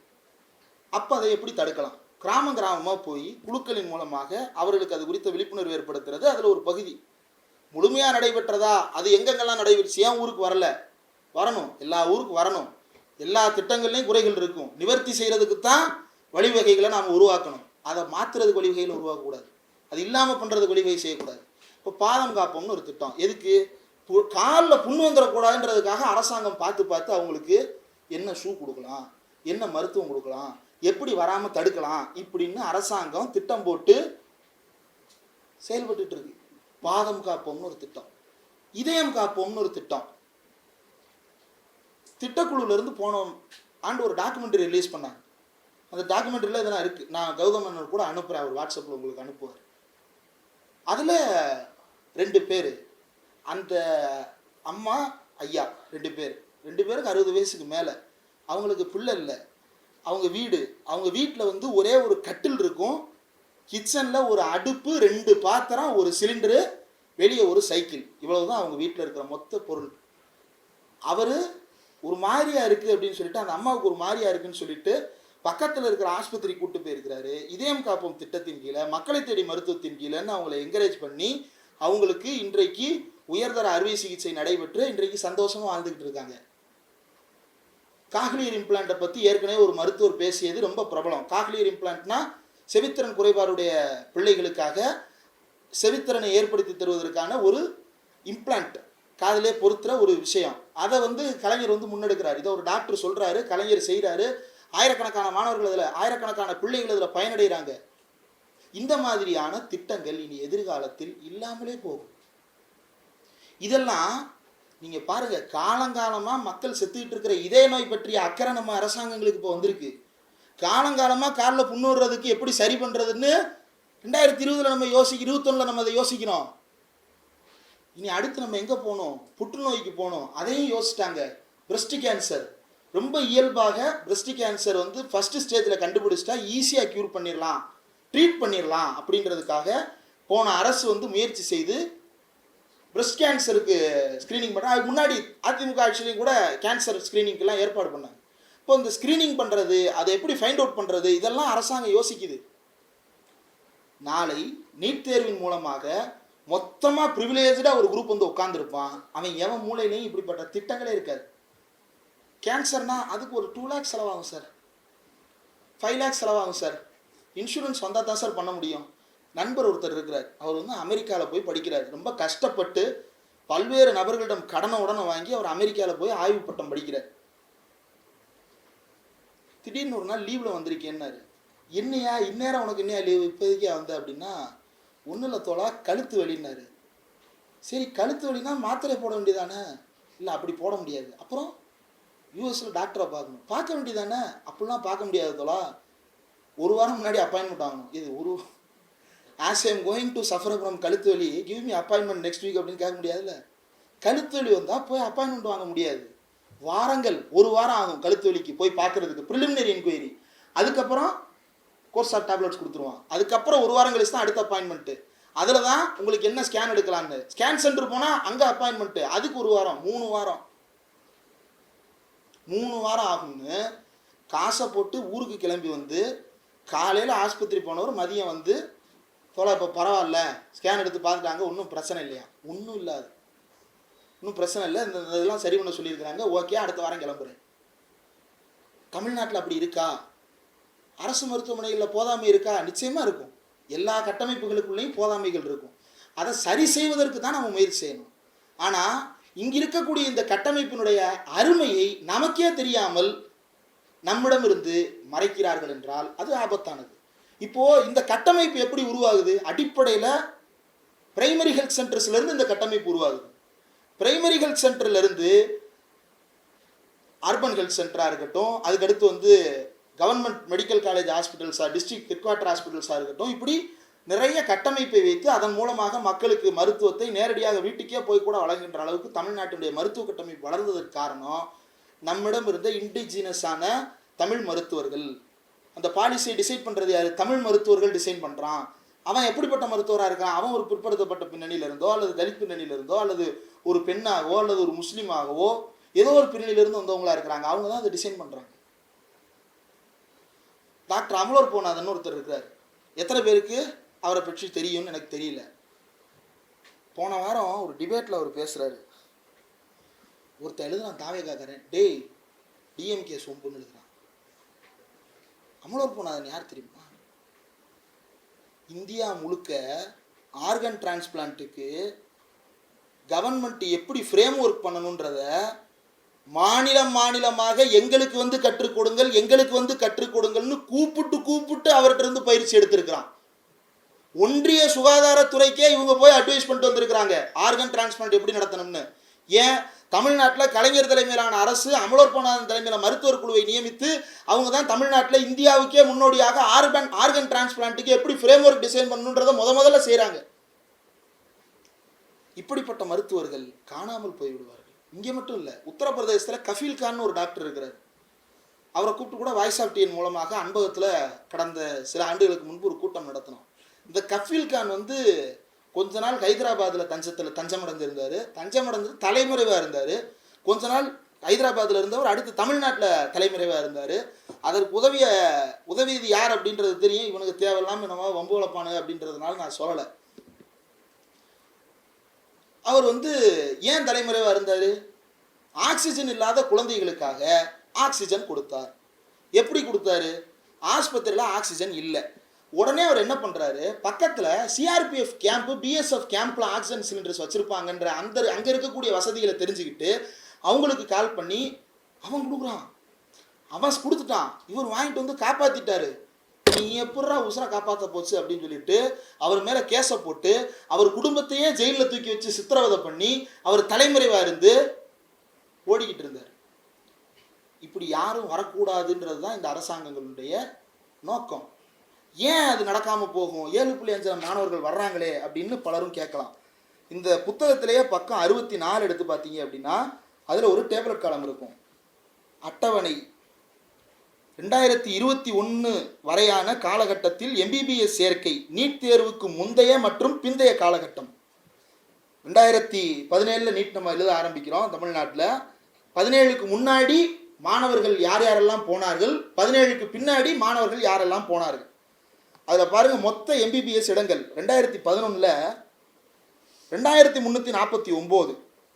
அதில் மாநில பாடத்திட்டத்தில் படித்த மாணவர்கள், அதாவது ஸ்டேட் போர்டு எஜுகேஷனில் படித்த மாணவர்கள் 2332 பேர். சிபிஎஸ்சியில் படித்தவங்க 14 பேர், பிற 3 பேர். அதில் தமிழ் வழியில் படித்தவங்க 465 பேர்.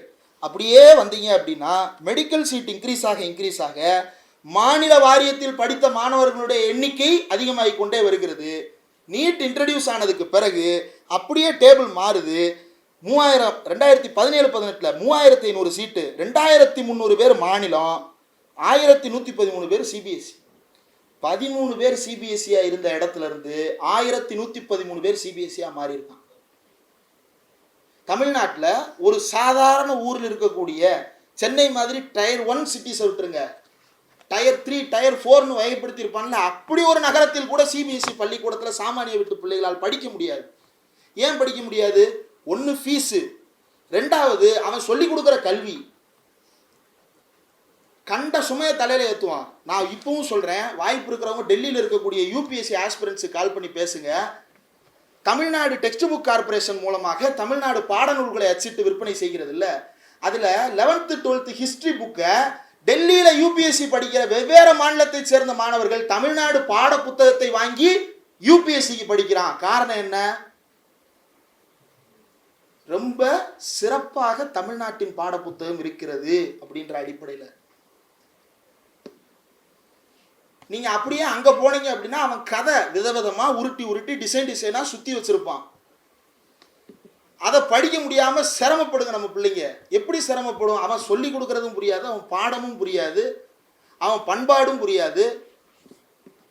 இப்படி மாணவர்களை புரியாத விழிதிரி கண்ணை கட்டி காட்டில் விட்ட மாதிரி மாணவர்களை வதைக்கு ஆளாக்கி கொண்டிருக்கிறது சிபிஎஸ்சி பள்ளிக்கூடங்கள். அதுல மும்மொழி கொள்கை வேற, இந்த மும்மொழி கொள்கையில் இந்திய வேற படிக்கணும். ஒரு லாங்குவேஜ் நீங்கள் நல்ல இங்கிலீஷ் மீடியம் ஸ்கூலில் ப்ரைவேட் ஸ்கூலில் படித்தவனால கூட 12th முடித்தவொடனே டக்குன்னு இங்கிலீஷில் 10 நிமிஷம் பேச முடியாது. ஏன் முடியாது? ஏன்னா அவன் ஆங்கிலத்தில் யாருக்கிட்டையும் உரையாடி பழகினதில்லை. பழகினா தானே வரும். மேடையில் பேசுகின்ற ஒரு பேச்சாளர் முதல் மேடையிலிருந்தேவா மிகச்சிறந்த பேச்சாளராக இருக்கிறார். ஆண்டுகள் ஆக ஆக அவருடைய பேச்சு திறன் அதிகரிக்கும். ஏன்? அவர் பேசி பேசி பழகியதற்கு பிறகு அது அதிகரிக்கும். இன்றைக்கு முதலமைச்சராக இருக்கிறாரே, முதல் படத்திலே வசனமெல்லாம் பிச்சு மேய்ஞ்சிட்டாரா? கடைசி வரைக்கும் என்ன பிரிச்சு மேய்ஞ்சாருன்னு தெரியல. பயிற்சி தான் ஒருவரை உயர்த்தும். அப்போ பேசி பழகாத ஒரு மொழியை. ஆனால் எங்க மாமனார் பள்ளிக்கூடத்தை படித்து முடிக்காதவர். எனக்கு தெரியாது, கல்யாணத்துக்கு அப்புறம் திடீர்னு என்னுடைய இணையர் சொல்றாங்க, மாமா ஹிந்தி பேசுவார். ஹிந்தி பேசுவாரா? அவர் எப்படி ஹிந்தி பேசுவார்? அவர் ஒரு வருஷம் மகாராஷ்டிராவில் போய் ஏதோ வேலை பார்த்துருக்கிறார். எழுத படிக்க தெரியாது இந்திய, ஆனால் பேச தெரியும். எப்படி கற்றுக்கிட்டாரு? அங்கே ஒரு வருஷம் வேலை பார்த்து கற்றுக்கிட்டாரு. எப்படி? அங்கே 4 பேரோட பேச பேச தான் ஒரு லாங்குவேஜ் வரும். நீங்கள் நாளைக்கே ஹிந்தி டியூஷன் போங்க, 15ஆவது நாள் பேசி காட்டுங்க, அப்போ வராது. எஸ்ஏ மனப்பாடம் பண்ணி கூட ஒப்பிக்க தெரியாது. ஏன் தெரியாது? ஏன்னா பேசி பழகணும்ல. இப்போ முதலமைச்சர் விஜயெல்லாம் அப்படி பேசி பழகிட்டு வர்றாரு பாருங்க. ஒரு மேடையில் பேசுறாரு அப்படின்னா வீட்டுக்குள்ளே கண்ணாடி முன்னாடி நின்று ஆக்ரோஷமா இந்த இடத்தில் கையை உயர்த்தவும், 10 தடவை பேசி மனப்பாடம் பண்ணி அந்த இடத்துல கையை உயர்த்துறாருல்ல, இந்த இடத்தில் கொஞ்சம் தொண்டைகளையே கத்தவும் கத்துறாருல்ல. பயிற்சி எடுத்துட்டு தானே வர்றீங்க. அப்போ பேசி பழகினாதான் ஒரு விஷயத்த முடியும். அப்போ ஒரு சாதாரண விவசாய தொழிலாளர்களுடைய குடும்பத்தை சேர்ந்த ஒரு பிள்ளை சிபிஎஸ்சி ஸ்கூலுக்கு போனாலும் அவன் சொல்லி கொடுக்கறத உள்வாங்கவோ அல்லது அதை பயிற்சி பண்ணவோ அவங்களுக்கான வாழ்க்கை சூழல் கிடையாது இல்ல. அப்போ அதனால அது தரம் உயர்ந்ததா? இல்லை. அவர்களை விட சிறந்த மருத்துவர்களை தமிழ்நாட்டு மருத்துவ கல்வி உருவாக்கி இருக்கிறது. அவர்களை விட சிறந்த மருத்துவர்களை தமிழ்நாட்டின் தமிழ் வழி கல்வி உருவாக்கி இருக்கிறது. அவர்களை விட சிறந்த மனிதநேயம் உள்ளவர்களை தமிழ்நாடு உருவாக்கி இருக்கிறது. காரணம், தமிழ்நாடு எதில் முதலீடு செய்கிறது? அறிவு முதலீடாக, மனிதவள முதலீடாக தமிழ்நாட்டை இன்றைக்கு வளர்ந்த ஒரு நிலைக்கு கொண்டு வந்திருக்கிறோம். திரும்பவும் பின்னுக்கு இழுக்கிறார்கள். இன்னொரு 15 வருஷம் கழிச்சு சூப்பர் ஸ்பெஷாலிட்டி இடங்கள்ல தமிழர்களே இருக்க மாட்டார்கள். ஏன் இருக்க மாட்டாங்க? அவனை யூஜிக்கு நீட் எழுது, பிஜிக்கு நீட் எழுது. பிஜி நீட்லாம் ஈஸியாக கிளியர் பண்ணிடலாமே. பார்க்குறமே, பிஜி நீட்டில் சீட்டு பிள்ளை பார்க்காம 0% நீ ஃபில் பண்ணதை நான் பார்த்தோமே. 0%னா 0 மார்க் கிடையாது, அதுக்கும் கீழே. அவன்னா இன்னைக்கு பிஜி படிக்கிறான். எப்படி படிக்கிறான்? அப்போ நீட் அடிப்படையிலேயே ஏற்றத்தாழ்வு உள்ளதாக, மருத்துவ கட்டமைப்பை சிதைப்பதாக, தமிழ்நாட்டில் இருக்கக்கூடிய சுகாதார கட்டமைப்பை சீர்குலைப்பதாக இருக்கிறது. அதனால் தான் இதற்கு எதிராக தமிழர்கள் அத்தனை பேரும் போராட வேண்டிய தேவை இருக்கிறது. இது வெறுமன மாணவர் சேர்க்கை தொடர்பானது அல்ல. நம்ம எப்படிப்பட்ட மருத்துவர்களை எதிர்காலத்தில் பெறப்போகிறோம் என்பது தொடர்பானது. எப்படிப்பட்ட மருத்துவர்கள் நமக்கெல்லாம் இருந்தார்கள் என்பதை கடந்த காலத்தில் யோசித்து பார்த்தால் நம்மை போன்ற மருத்துவர்கள் நிறைய பேர் இருந்தார்கள். அவர்கள் யாருமே இல்லாமல் போய்விடுவார்கள் என்கின்ற ஒரு அச்சமான அபாயமான ஒரு சூழலை இந்த அரசுகள் உருவாக்கி கொண்டிருக்கின்றன. இதை பற்றி தாவேகா என்ன நிலைப்பாடு வைத்திருக்கிறது அப்படின்னு தெரியல. பேசுங்கன்னு கேட்கக்கூடாது, தெரிஞ்சவன்ட்ட தான் கேட்க முடியும், தெரியாதவன்ட்ட என்ன கேட்பீங்க? சரி, இந்த நீட் தேர்வு குறித்து அமைச்சர் ஆதவ் அர்ஜுனா, அவர் யாருன்னு தெரியும்ல, மோடின்ற பேரையே அவை குறிப்பிலிருந்து நீக்க சொன்னவர். அப்ப அது கெட்ட வார்த்தையா, அசிங்கமான வார்த்தையா, தகாத வார்த்தையா? அதனாலதான் மோடின்ற ஆதவ் அர்ஜுனா சார் இப்பதான் சார் புரியுது, தெரியாம சொல்லிட்டேன் சார், நீங்க அது கெட்ட வார்த்தை, மோடின்னா அசிங்கமான வார்த்தை அப்படின்றதுனால நீங்க நீக்க சொல்லியிருக்கீங்க போல. என்ன சொல்றாரு? திமுகவினுடைய மக்களவை உறுப்பினராக இருந்த காந்தி செல்வன், அவர் மத்திய சுகாதாரத்துறை இணையமைச்சராக இருந்தார். அவர் மத்திய சுகாதாரத்துறை இணையமைச்சராக இருந்த போது நாடாளுமன்றத்தில் நீட்டை அறிமுகப்படுத்தியது திமுகவின் மத்திய இணையமைச்சராக இருந்த காந்தி செல்வன் அப்படின்னு பேரவையில பேசுறாரு. சரி, நீட் எப்படி வந்துச்சு, எப்ப சட்டம் நாடாளுமன்றத்துக்கு வந்துச்சு? 2010 டிசம்பர் மாதம் 21 ஒரு நோட்டிஃபிகேஷன் யாரு மெடிக்கல் கவுன்சில் ஆஃப் இந்தியா போடுறான். என்ன போடுறான்? ஒரு பொதுவான நுழைவுத் தேர்வு நடத்துவதுன்னு போடுறான். 27 கெசட்ல விட்டுறான். கெசட்ல விட்டதுக்கு அப்புறம் ஜனவரி 3 இந்த செய்தி கேள்விப்பட்ட குலாம் நபி ஆசாத் யாரை கேட்டுறா நோட்டிஃபிகேஷன் போட்ட, நாங்க தாண்டா சம்பந்தப்பட்ட டிபார்ட்மெண்ட், எங்க டிபார்ட்மெண்ட்லேயே கேட்காம நீ எப்படா நோட்டிஃபிகேஷன் போட்ட, அதை கெசட்ல வேற எப்படா போட்ட, வித்ட்ரா பண்ணுன்னு நோட்டீஸ் அனுப்புறாரு. ஜனவரி 10 வித்ட்ரா பண்ண சொல்லி ஃபைனல் நோட்டீஸ். 3 இது இன்வேலிட்னு சொல்லிட்டு 10 நோட்டீஸே ஃபார்மலா வித்ட்ரா பண்ண சொல்லி அனுப்புறாங்க. ஜனவரி 10, 2011. பிப்ரவரி 15 புது நோட்டிஃபிகேஷன் போடுறாங்க.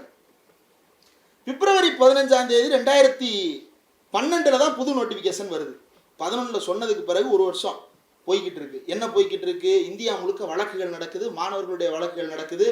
ஆதரிச்சு சில பேர் இருக்கிறான், எதிர்த்து சில பேர் இருக்கிறான். இப்படி பெரிய போராட்டம் நடந்துகிட்டு இருக்கு. அப்போ CMC Vellore versus union of India அப்படின்ற வழக்கு, பல்வேறு வழக்குகளை ஒன்றாக சேர்த்து விசாரிப்பது தான் உச்சநீதிமன்றத்தினுடைய வழக்கம். ஒரே தலைப்புல பல்வேறு வழக்குகள் இருந்தா அதுல எது எல்லாத்தையும் இன்க்ளூட் பண்ணிக்கக்கூடிய அளவுக்கான வழக்காக இருக்கோ அந்த வழக்கில் பிற வழக்குகளையும் சேர்த்துட்டு நடத்துவாங்க. உதாரணத்திற்கு வக்ஃப் வாரிய வழக்கு எடுத்துக்கிட்டோம்னா, ஏன் இதை சொல்ல வேண்டி இருக்குன்னா, இன்னைக்கு புதிய அரசியல் பார்வையாளர்கள் நிறைய பேர் வந்திருக்கிறாங்க. தெரியல 50 நிமிஷத்துக்கு அப்புறம் இந்த ஸ்பீச்சை கேட்பானு தெரியல, எப்போயாவது ரீல்ஸாக கட் பண்ணி வேணா அவனுக்கு அனுப்புவோம். அதில் பல்வேறு வழக்குகளை ஒன்றா சேர்த்து விசாரிப்பாங்க. இதில் வக்ஃப் வாரிய வழக்கு எடுத்துக்கிட்டோம் அப்படின்னா அந்த வழக்கில் அப்படித்தான் திமுக, திமுக, தாவேகா, ஏஎம்ஐஎம், காங்கிரஸ் பல பேர் வழக்கு போட்டாங்க. ஆனால் என்ன பண்ணுவாங்க, எல்லாமே ரிட் பெட்டிஷன். இந்த எல்லா ரிட் பெட்டிஷனும் என்ன பண்ணுவாங்கன்னா டேக்டு மேட்டர்ஸாக மாற்றி ஒரே ஒரு ரிட் பெட்டிஷன் நம்பரை போட்டு இது எல்லாத்தையும் அதுக்கு கீழே லிஸ்ட் பண்ணிடுவாங்க. அப்படி CMC Vellore versus union of India 2013 ஜூலை மாதம் 18 3 பேர் அமர்வு. Chief justice of India Altamas Kabir, Vikramjit Sen, Anil R Dave 3 பேர் அமர்வில் ஸ்பிளிட் வெர்டிக்ட். 2 பேர் நீட் தேர்வை ரத்து செய்கிறார்கள், ஒருவர் நீட் தேர்வை ஆதரித்து மாற்று தீர்ப்பு கொடுக்கிறார். அவர் பேர் அனில் ஆர் தவே. அதுக்கப்புறம் இம்மிடியட்டா medical council of India supreme court போறாங்க, மறுபடியும் ரிவ்யூ பெட்டிஷன் போடுறாங்க. ரிவ்யூ பெட்டிஷனை ஏப்ரல் 11, 2016 தீர்ப்பு வருது. எப்படி தீர்ப்பு வருது அப்படின்னா, அதை 5 பேர் விசாரிக்கிறாங்க. அந்த 5 பேரில் இந்த அனிலார் தேவை இருக்கிறாருல, அவரும் போய் உட்காந்துக்கிட்டார். உன் தீர்ப்பை ரிவ்யூ பண்ண சொல்லித்தானே 5 பேர்கிட்ட போனேன், நீ ஏன் உட்காந்து ரிவ்யூ பண்ணுவியா? எப்படின்னா பேப்பர் கரெக்ஷன் போடுற மாதிரி ஆகிப்போச்சு பாருங்க. பேப்பர் கரெக்ஷன்லையாவது திருத்தினது ஒருத்தர், ரிவ்யூ பண்ணுறது ஒருத்தர், அதை நம்பி பேப்பர் கரெக்ஷன் போடுவோம். யார் திருத்தினாரோ அவரே திரும்பவும் திருத்துறாரு. அது இப்படி அவங்க என்ன பண்ணுறாங்கன்னா, முந்தைய ஜட்ஜ்மெண்ட்டை குவாஷ் பண்ணிடுறாங்க. நீட் மீண்டும் அமலுக்கு வருகிறது. இது எப்போ? ஏப்ரல் 2016. 2016 ஏப்ரலில் என்ன தீர்ப்பு கொடுக்குறாங்கன்னா, பழைய நோட்டிஃபிகேஷன் செல்லும்னு தீர்ப்பு கொடுக்குறான். எப்போ? 2010 போட்ட நோட்டிஃபிகேஷன் செல்லும்ன்றான். டே அந்த நோட்டிஃபிகேஷன் செல்லாதுன்னு அன்னைக்கு இருந்த காங்கிரஸ்காரனே சொன்னானேடா, அதெல்லாம் எங்களுக்கு தெரியாது, அது செல்லும்ட்டான். 2010 போட்ட நோட்டிஃபிகேஷனை 2016 அமலுக்கு கொண்டு வந்து நாடாளுமன்றத்தில் மே மாதம் 2016 ஒரு ஆர்டினன்ஸ் கொண்டு வரப்படுகிறது. அதில் தான் முதல் முறையாக ஒரு யூனிஃபார்ம் மெடிக்கல் என்ட்ரன்ஸ் டெஸ்ட் என்பது ப்ரொபோஸ் பண்ணப்படுது. அப்போ நாடாளுமன்றத்தில் முதலாக நீட் தேர்வை கொண்டு வந்து அறிமுகப்படுத்தியது யார் என்றால் பாஜக அரசு. 2016 யாருக்கு தமிழ்நாட்டில் பெரும்பான்மை எம்பிக்கள் ஓட்டு போட்டிருந்தாங்க? 2016 திமுகவுக்கா அதிமுகவுக்கா?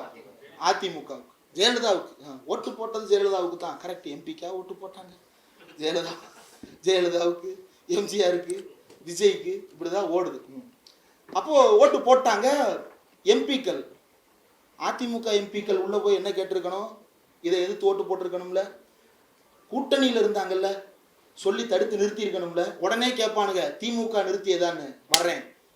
2012 நாடாளுமன்றத்தில் குலாம் நபி ஆசாத்துக்கு தமிழ்நாட்டிலிருந்து அன்றைக்கு நாடாளுமன்றத்துக்கு போயிருந்த அதிமுக எம்பி மைத்ரேயன், இன்னைக்கு திமுக இருக்கிறார், மைத்ரேயன் குலாம் நபி ஆசாத்திடம் கேள்வி எழுப்புறார். என்னென்னு மாதிரி காமன் என்ட்ரன்ஸ் டெஸ்ட் எப்போ வரப்போகுது, எப்படி வரப்போகுது, எங்கள் அம்மா 2 பெட்டிஷன் அனுப்பியிருந்தாங்களே பார்த்தீங்களா அப்படின்னு கேட்குறாரு. அவங்க அம்மானா அம்மையார் ஜெயலலிதா. அம்மையார் ஜெயலலிதா அனுப்புனதை பார்த்தீங்களா? அம்மையார் ஜெயலலிதா அனுப்புனதை பார்த்தோம். அதுக்கு முன்னாடியே 2010 ஆகஸ்ட் 15 கலைஞர் ஒரு லெட்டர் எழுதிட்டாரு. எப்படி நீட்டு வர்றதே டிசம்பர் 2010 தான்.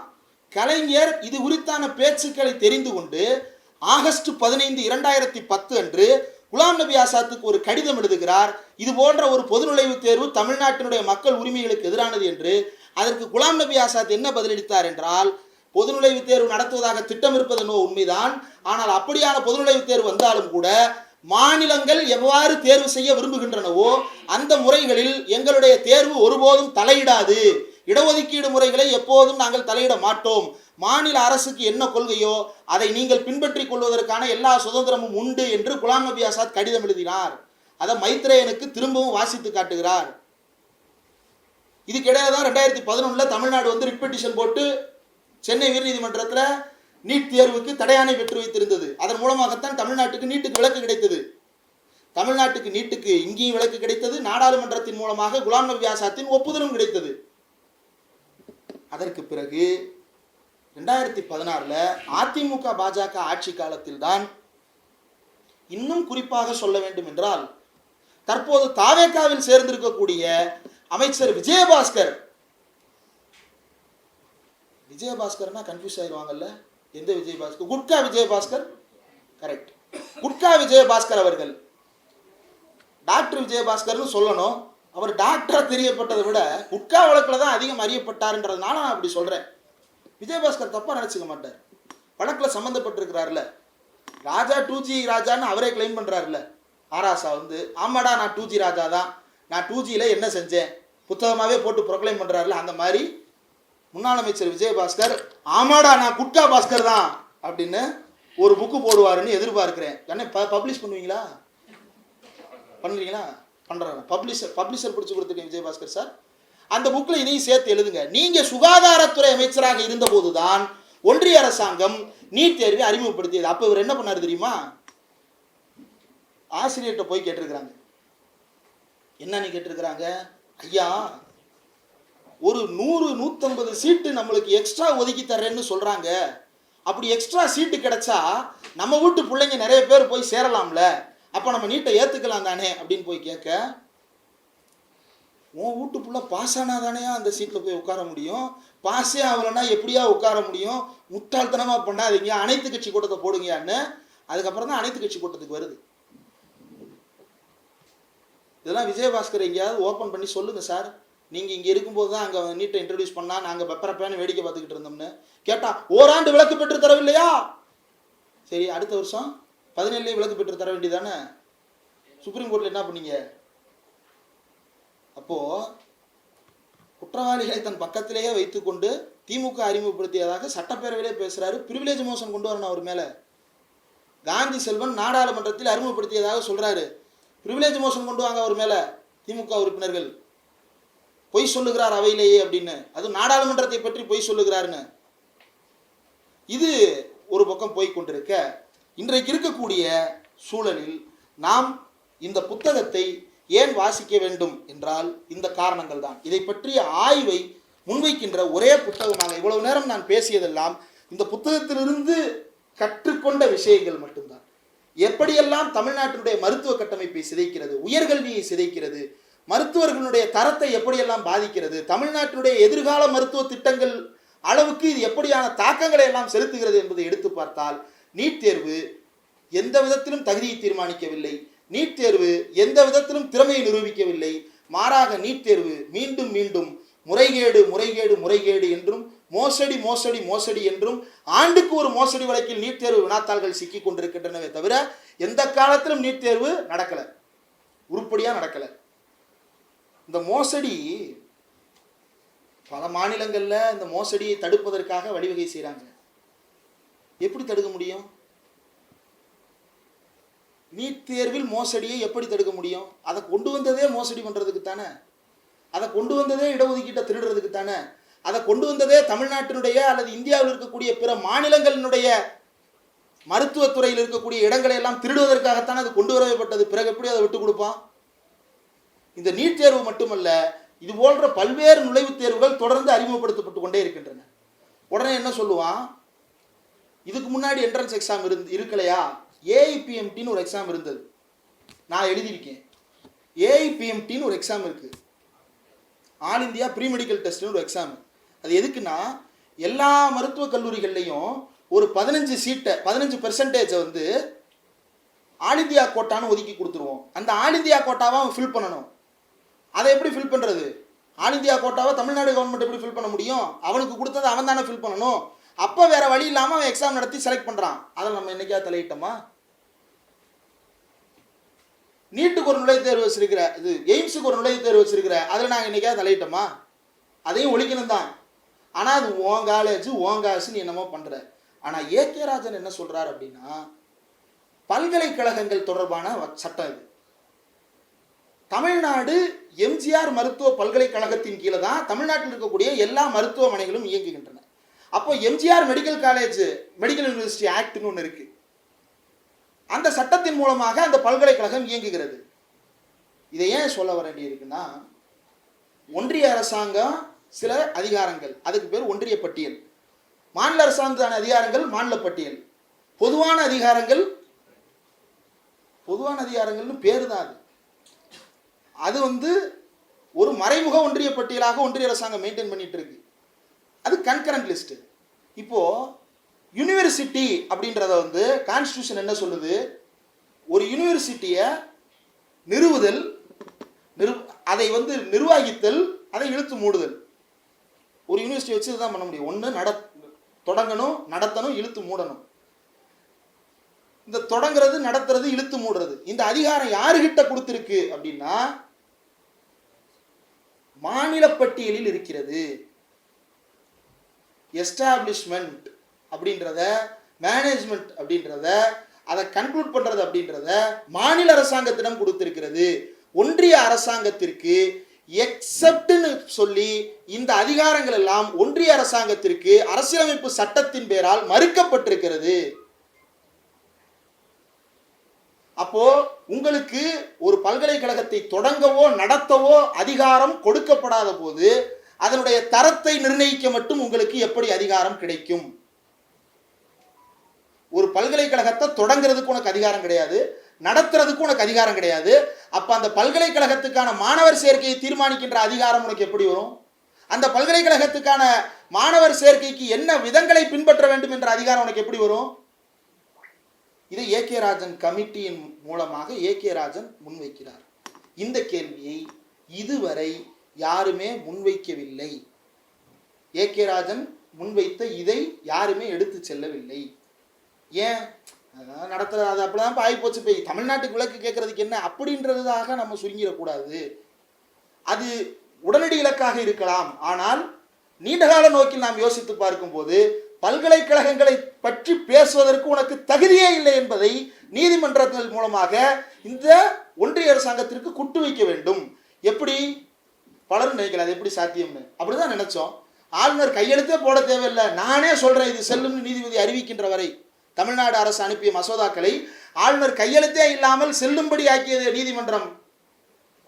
அப்போ இந்த வாய்ப்பு இருக்கிறது, இந்த வாய்ப்பை பயன்படுத்த வேண்டும். இப்பவும் நீதிமன்றத்தில் திமுக அரசாங்கத்தில் இருந்தபோது தொடர்ந்த வழக்கு நிலுவையில் இருக்கிறது. என்ன வழக்கு?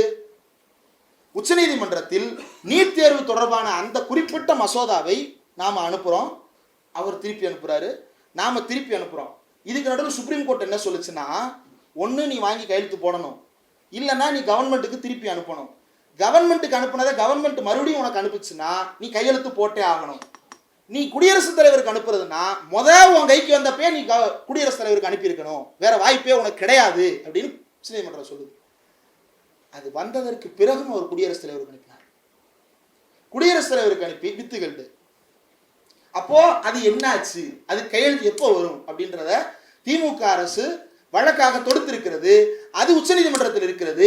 அந்த வழக்கை நடத்தாமல் தீர்வு கிடைக்காது. நீதிமன்றத்தில் தீவிரமான சட்ட போராட்டத்தை முன்னெடுக்காமல் இந்த நீட் தேர்வுக்கு ஒரு காலத்திலும் தீர்வு கிடைக்காது. மக்கள் போராட்டத்தை சர்வசாதாரணமாக ஒடுக்கிவிட்டு நாளைக்கே இன்னொரு திரைப்படத்தையோ ஒரு சோசியல் மீடியா போஸ்டையோ போட்டு கவனத்தை சிதற விடுகின்ற அளவுக்கு இவர்கள் சமூக வலைதளங்களின் மூலமாக ஆதிக்கம் செலுத்துகிறார்கள். அப்போ உண்மையிலேயே தீர்க்க வேண்டும் என்கின்ற நோக்கம் இருக்கின்ற ஒருவராக இருந்தால் அவர்கள் நீதிமன்றத்தின் மூலமாக இந்த வழக்கை தீவிரப்படுத்தி நடத்துவதற்குத்தான் முனைப்பு காட்ட வேண்டும். அதுதான் இந்த பிரச்சனையை முழுவதுமாக முடிவுக்கு கொண்டு வரும். இல்லாவிட்டால் நாடாளுமன்றத்தில் சிறப்பு சட்டம் கொண்டு வரணும், அல்லது தமிழ்நாட்டுக்கு கையெழுத்து போடணும். தமிழ்நாட்டுக்கு கையெழுத்து போடணும்னா அந்த அதைத்தான் பில்லு பெண்டிங் வச்சிருக்காரு. இப்போ என்ன சொல்லலாம், நாளைக்கு சிலர் சொல்லலாம், திமுக அனுப்பியது போல ஒரு மசோதாவை உருவாக்கி தாவேகா மீண்டும் ஆளுநருக்கு அனுப்ப வேண்டும். எப்படி அனுப்புவீங்க? ஏற்கனவே அதே மசோதாவை தானே அவர் அங்க அனுப்பி பெண்டிங்ல இருக்கு. Person holding the office of governor may change, but the governor's decision remains governor's decision. கவர்னருடைய முடிவு கவர்னருடைய முடிவு தான். ஆள் பெயர் மாறி இருக்கலாம், ஆனால் கவர்னருடைய அலுவலகம் எடுத்த முடிவு கவர்னருடைய அலுவலகம் எடுத்த முடிவு தான். அது குடியரசுத் தலைவர்கிட்ட பெண்டிங்ல இருக்கு. அது கேஸ் உச்சநீதிமன்றத்தில் நம்ம போட்டிருக்கோம். அப்ப அது முடிவு கொண்டு வராம இங்க எப்படி நீங்க மறுபடியும் கொண்டு வருவீங்க? இதில் சொல்லலாம் தனி தீர்மானம் போட்ட யோக்கியதை தான் பார்த்தோமே. வந்தே மாதரம் பாட்டை பாடக்கூடாது, தமிழ்தாய் வாழ்த்தை தான் பாடணும். தீர்மானம் உடனே போட்டுருவோம், தனி தீர்மானம். அதில் ஒரு அமைச்சர் சொல்றார், இது தனி தீர்மானம் அல்ல, தனி சிறப்பு மிக்க தீர்மானம். சிறப்பு சொன்ன 3வது நாள் பாடிட்டான், மறுபடியும் 3வது இடத்துல தமிழ்தாய் வாழ்த்து. நீ தீர்மானம் போட்டதுக்கு பிறகு மறுபடியும் 3வது தமிழ்தாய் வாழ்த்தை பாடுனா இது அவையின் மாண்பை கெடுப்பதா இல்லையா? இது பிரிவிலேஜ் மோஷனுக்கு தகுதியுடையதா இல்லையா? அப்ப அந்த அவையில போட்ட தீர்மானத்துக்கு என்ன மரியாதை? ஊர்ல இருக்கக்கூடிய ஒரு பல்கலைக்கழகமே ஒரு தீர்மானத்தை மதிக்கலன்னா குடியரசுத் தலைவர் மதிப்பாரு? என்ன மயிலரகாவா மதிப்பாரு? இதை எதிர்த்து ஏன் பேசல? தமிழ்நாடு அரசு கோவம் வந்திருக்கணும்ல. நீ சொன்னேல தமிழ் மொழி, அது என்னங்க ரெண்டு டைலாக் ஒன்று வந்துச்சு, பஞ்சு டைலாக் விட்டாங்க. தமிழ்னா கெத்து, தமிழ்னா கெத்து, விஜய்னா வெத்துன்னு வச்சுக்க. நீ போட்ட தீர்மானத்தை மயிலு ரகா கூட மதிக்க மாட்டேன்னு ஒருத்தன் மறுபடியும் தமிழ்தாய் வாழ்த்தை 3வதா பாடுறான் பல்கலைக்கழகத்தில். எங்க இதெல்லாம் பாடுறதுக்குன்னே ஒரு பல்கலைக்கழகம் இருக்கான், சாஸ்திரா பல்கலைக்கழகம். உங்க கவர்மெண்ட் கீழே தான் இருக்கு. உங்க தீர்மானத்துக்கு எதிராகவே பாடுறான். நீங்க ஒரு பக்கம் பாடிக்கிட்டு இருக்கீங்க சட்டசபையில, லலிதாவின் பாட்டுக்கு ஜோயா லுகாஸின் பாட்டுக்கு பாட்டு, ஆலுகாஸின் பாட்டுக்கு பாட்டு நடத்துபவர் யார்? உங்கள் அன்பன் ஜேசிடி பிரபாகர் சட்டப்பேரவையில் உட்காந்து நடத்திக்கிட்டு இருக்கிறார், பாட்டுக்கு பாட்டு கச்சேரி நடத்திக்கிட்டு இருக்கிறார். ஒரு அமைச்சர் பாட, இவர் பாட, அவர் பாட. அவர் மரிய வில்சன் சார், நீங்க காலேஜில் பாடினதே நல்லா இல்லைன்னு எல்லாம் கலாய்ச்சின்னு இருக்கான், நீங்க அதையே கொண்டு போய் மறுபடியும் அவையில வேற பாடுறீங்க. இது என்ன கொடுமை? அவையை எப்படிலாம் கெடுக்கிறாங்க பாருங்க. உன்கிட்ட கேட்ட கேள்வி என்ன? மின்சாரத்துறையில கட்டணம் உயர்ந்திருக்கே காரணம் என்ன? உடனே இன்ஃப்ளூயன்சர்லாம் வீடியோ போடுறாங்க. அதாவது பார்த்தீங்கன்னா சோல்ஜர்ஸ், பில்லு உயர்ந்து போச்சு, எனக்கும் பில்லு ஏறி போச்சு சோல்ஜர்ஸ், நான் என்ன பண்றது? பில்லை எடுத்து பார்த்தேன், உள்ள பார்த்தா அதிர்ச்சி, எனக்கும் பில்லு ஏறிடுச்சு. எதனால? யூனிட் ஏறி போச்சு. எப்படி? அப்புறம் தான் ஞாபகம் வந்துச்சு சோல்ஜர்ஸ், ஃபுல் டே ஏசி ஓடி இருக்கு, அதனால யூனிட் ஏறி போச்சு.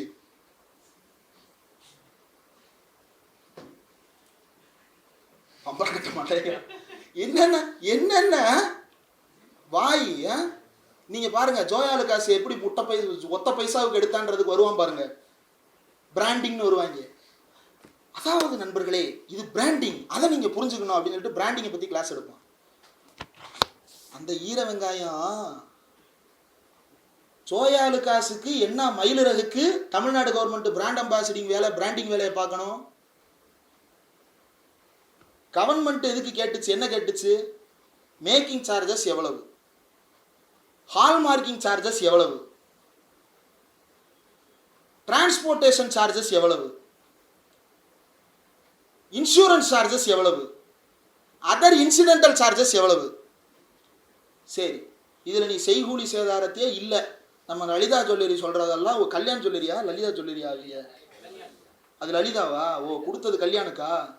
கரெக்டாக தான் கொடுக்குறாங்க. எங்கே ஏதோ துபாயிலேருந்து தான் வருது எல்லாமே. இந்த கேட்டகிரி போய் நேற்று பினராயி விஜயன் போய் பார்த்துருக்குறாங்க. சாரி, மன்னிச்சிருங்க, இவரை கேரளானாலே அவர் பேர் தான் ஞாபகம் வருது, தமிழ்நாடுனாலும் அவர் இன்னொருத்தர் பேர் தான் ஞாபகம் வருது. இவங்க பேரே வாயிலும். விடி சதீசனை போய் பார்த்துருக்கிறாரு. யாரு? ஜோயாலுக்காஸ் ஓனரு. எல்லா அமைச்சர்களையும் போய் பார்த்துருக்கிறாரு. பார்த்தாரு, இங்கே டெண்டர் ஓகே ஆயிடுச்சு. என்னடா உரசுது, சரியில்லையே. அங்கே ஏற்கனவே தோழர் பினராயி விஜயன் போட்டு சாத்திட்டு இருக்கிறார். இவனுங்க வந்தே மாதரம் பாடக்கூடாதுன்றானுங்க. ஆனால் இவனுக்கு தான் முதலா வந்தே மாதரம் பாடணும்னு 15ஆம் தேதி அறிக்கை கொடுக்குறானுங்க. எது? சுதந்திர தினத்தில். விடி சதீசன் குரூப்பு சுதந்திர தினத்தில் முதலாவதாக வந்தே மாதரம் பாடணும்னு அறிக்கை. தோழர் பினராயி விஜயன் இதை எக்ஸ்போஸ் பண்ணுறாரு. இப்போ இது விடுங்க, ஆளுக்காசுக்கு வருவோம். இதில் நீ செய்கூலி சேதாரமே இல்லை. நம்ம லலிதா ஜுவல்லரி மொட்டபாஸ் மாதிரி நீ எல்லாத்தையும் சும்மாவே கொடுக்குறேன்னு வச்சுப்போம். Hallmarking, BAS hallmarking. பிஏஎஸ்னா என்ன? Bureau of Indian standards. Hallmarking, அதுக்கு சார்ஜஸ் இருக்கு. அரசு நிர்ணயித்த கட்டணம் எவ்வளவு? 2 கிராமு கீழே இருக்கிற பொருட்களுக்கு ஹால்மார்க்கிங்கே தேவையில்லைன்னு சொல்லியிருக்கான். நீ கொடுக்குறது 1 கிராமு. நீ எதுக்கு டெண்டரில் ஹால்மார்க்கிங்க்கு சார்ஜஸ் கேட்டால் அவன் எதுக்கு ஹால்மார்க்கிங்க்கு 1 பைசான்றான்? ஒன்றுமே புரியல. சரி, மக்கள் அவன் ஏன் வேணான்றான்னா, யூனியன் கவர்மெண்ட்டு 1 கிராம் மோதிரத்தில் அதை எப்படிங்க சீல் பண்ணுறது? அது செதஞ்சிராதா அப்படின்றதுனால வேணான்றான். சரி, மக்கள் நம்பிக்கையை பெறணும்னா பிஏஎஸ் ஹால்மார்க் வேணும்ல. அது 1/2 கிராமாக இருக்கட்டும், அதை பார்த்தா தானே மக்களுக்கு நம்பிக்கை வரும். அதனால வை. எப்படி வைப்ப? ஒரு மோதிரத்துக்கு 45 ரூபா கட்டணும் ஹால்மார்க்குக்கு, ப்ளஸ் 18% ஜிஎஸ்டி, குறைஞ்சபட்சம் 50 ரூபா. ஒரு மோதிரத்துக்கான பிஏஎஸ் ஹால்மார்க்கிங் சார்ஜஸ் 50 ரூபா. Any artefact to be BIS hallmark will be charged 45 rupees per artefact. ஒரு பொருளுக்கு 45 ரூபா, 18% ஜிஎஸ்டி. நீ 50 ரூபா இதுக்கே மினிமம் கட்டணும். தோராயமாக சொல்கிறேன், 50 ரூபா இதுக்கே கட்டணும். இது போக நீ மாவட்டத்துக்கு சப்ளை பண்ணணும். நீ மாவட்டத்தில் உட்காந்து உற்பத்தி பண்ணுறியா? உற்பத்தி பண்ணாலும் உங்கள் நகைக்கடையிலேருந்து எடுத்துகிட்டு போகணுமே. அதுக்கு பெட்ரோல் டீசல் சார்ஜ் போட மாட்டியா? எப்படி அது இல்லாமல் கொண்டு போவ? டிரான்ஸ்போர்ட்டேஷன் சார்ஜஸ் இருக்குது, இன்சூரன்ஸ் சார்ஜஸ் இருக்குது, இன்சிடென்டல் சார்ஜஸ் இருக்குது, செய்கூலி சேதாரம் இருக்குது. குறைஞ்சது 100 ரூபான்னு வச்சுப்போமே, குறைஞ்சது 100 ரூபா. கேட்கப்பட்ட மோதிரங்களின் எண்ணிக்கை 4,41,663. 100 ரூபான்னு வச்சோம்னா 4,41,63,300 ரூபா வரும். 4 கோடி ரூபாயை சும்மா கொடுக்குறவனா நீ முதலாளி? இதில் ஹைலைட் என்ன தெரியுமா? இந்த டெண்டரை சப்மிட் பண்ணுறதுக்கே இவன் 5000 ரூபா கட்டியிருக்கான். முட்டை பை ஒரு பைசாவுக்கு டெண்டரை போடுறதுக்கே 5000 ரூபா ஃபீஸ் கட்டியிருக்கான். 3,75,00,000 ரூபா செக்யூரிட்டி டெபாசிட் கொடுத்துருக்கான்.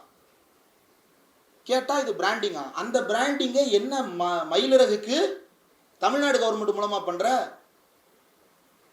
இந்த படத்தில் ஒன்று வருமேங்க, அது என்ன, சதுரங்க வேட்டை, அந்த மாதிரி ஒரு கான்செப்டை வச்சுக்கேன். நைட்டு பூரா நோட்டீஸை கொடு, மறுநாள் காலையில் மக்களை வரவை. இன்னைக்கு வர்றவங்க எல்லாருக்கும் ஆளுக்கு 1 கிராம் தங்க மோதிர இனாம் பிராண்டிங் ஆகும்ல. அதையும் இங்கே வச்சு பிராண்டிங் பண்ற. அப்போ அரசாங்கத்தின் நன்மதிப்பை தன்னுடைய நன்மதிப்பாக ஒரு தனியார் நிறுவனம் கிளைம் பண்ணுது. அதை இந்த அரசாங்கம் வேடிக்கை பார்க்குது. இவர் கேக் வெட்டுற போட்டோ ஒன்று வந்துச்சுல, 12 மணிக்கு கேக் வெட்டுற போட்டோ. அந்த போட்டோவை வச்சு எத்தனை கேக் கம்பெனிக்காரன் வந்து ஒருத்தன் வந்து சூப்பர் மார்க்கெட்டு, கனடாவில் இருக்கிற சூப்பர் மார்க்கெட்டு இந்த போட்டோவை வச்சுட்டு முன்னாடி அவன் சாக்லேட்டையும் கேக்கையும் வச்சிருக்கிற மாதிரி அவன் பண்றான். இது வந்து உங்களுக்கு வேற எதையாவது ஞாபகப்படுத்துதா? பேடிஎம் பண்ணுங்க, யார் வந்தா? 56 இன்ச்சு மோடி வந்தாரு. ஜோயாலு காசு ஒத்த பைசாவுக்காக இந்த அரசாங்கத்தோட நன்மதிப்பு அடகு வச்ச. இப்படி பொறுப்பில்லாத அல்லது பொறுப்பை பற்றி எந்த அக்கறையும் இல்லாத, பொறுப்புகளை ஏற்றுக்கொள்ளாத அப்படின்னு சொல்ல மாட்டேன், பொறுப்புகள் என்னவென்றே தெரியாத ஒரு கூட்டம் ஆட்சியில் உட்கார்ந்து கொண்டு இன்றைக்கு இஷ்டத்திற்கு ஆடிக்கொண்டிருக்கிறது. நம்ம நீட் தேர்வு பற்றி பேசின போது, நிறைவாக முடிச்சிடுறேன், நீட் தேர்வை பற்றி பேசிய போது போராட்டக்காரர்களை பற்றியும் பேசணும். அப்போ இந்த தலைமைச் செயலாளர் சாய்குமார் இருக்கிறாருல்ல, இவருக்கு 6 மாதம் எக்ஸ்டென்ஷன் கேட்டு இவர் நோட்டீஸ் அனுப்புனார் யூனியன் கவர்மெண்ட்டுக்கு. யாரு? விஜய். எக்ஸ்டென்ஷன் கிடைச்ச உடனே சாய்குமார் என்ன தெரியுமா ஆர்டர் போட்டாரு? தமிழ்நாடு முழுக்க இருக்கக்கூடிய பள்ளி கல்லூரி மாணவர்கள் யாரும் கரப்பாம்பூச்சி ஜனதா ஆர்ப்பாட்டத்திலோ இடதுசாரி கட்சிகளுடைய ஆர்ப்பாட்டத்திலோ கலந்து கொள்ளாமல் இருக்க உரிய நடவடிக்கை எடுக்க வேண்டும்னு டிஸ்ட்ரிக்ட் எஜுகேஷன் ஆபீசர்ஸ் எல்லாத்துக்கும் சர்க்குலர் அனுப்பியிருக்காரு. நீ எக்ஸ்டென்ஷன் கேட்குற, நீட் தேர்வு போராட்டக்காரர்களை ஒடுக்குற, இனி எவனுமே நீட் தேர்வுக்கு போராட போகக்கூடாதுன்னு அந்த ஆளு லெட்டர் போடுறான். அதுக்கப்புறம் அதை ஒரு வட்டாட்சியர், அதுக்கப்புறம் குஜிலியம்பாறை வட்டாட்சியர் கேட்டா இப்போ இன்னைக்கு சொல்றாங்க 6 மாசத்துல அவர் ரிட்டையர் ஆக போறாரு. 6 மாசத்துல அவர் ரிட்டையர் ஆகிறது இருக்கட்டும், 6 மாசத்துல ரிட்டையர் ஆக போறவர் வந்து ஒரு கம்யூனிஸ்ட் கட்சி உறுப்பினர்களுடைய லிஸ்ட்டை பூரா கேட்டு வேட்டையாட முயற்சி பண்ணுவாரா? எதுக்கு?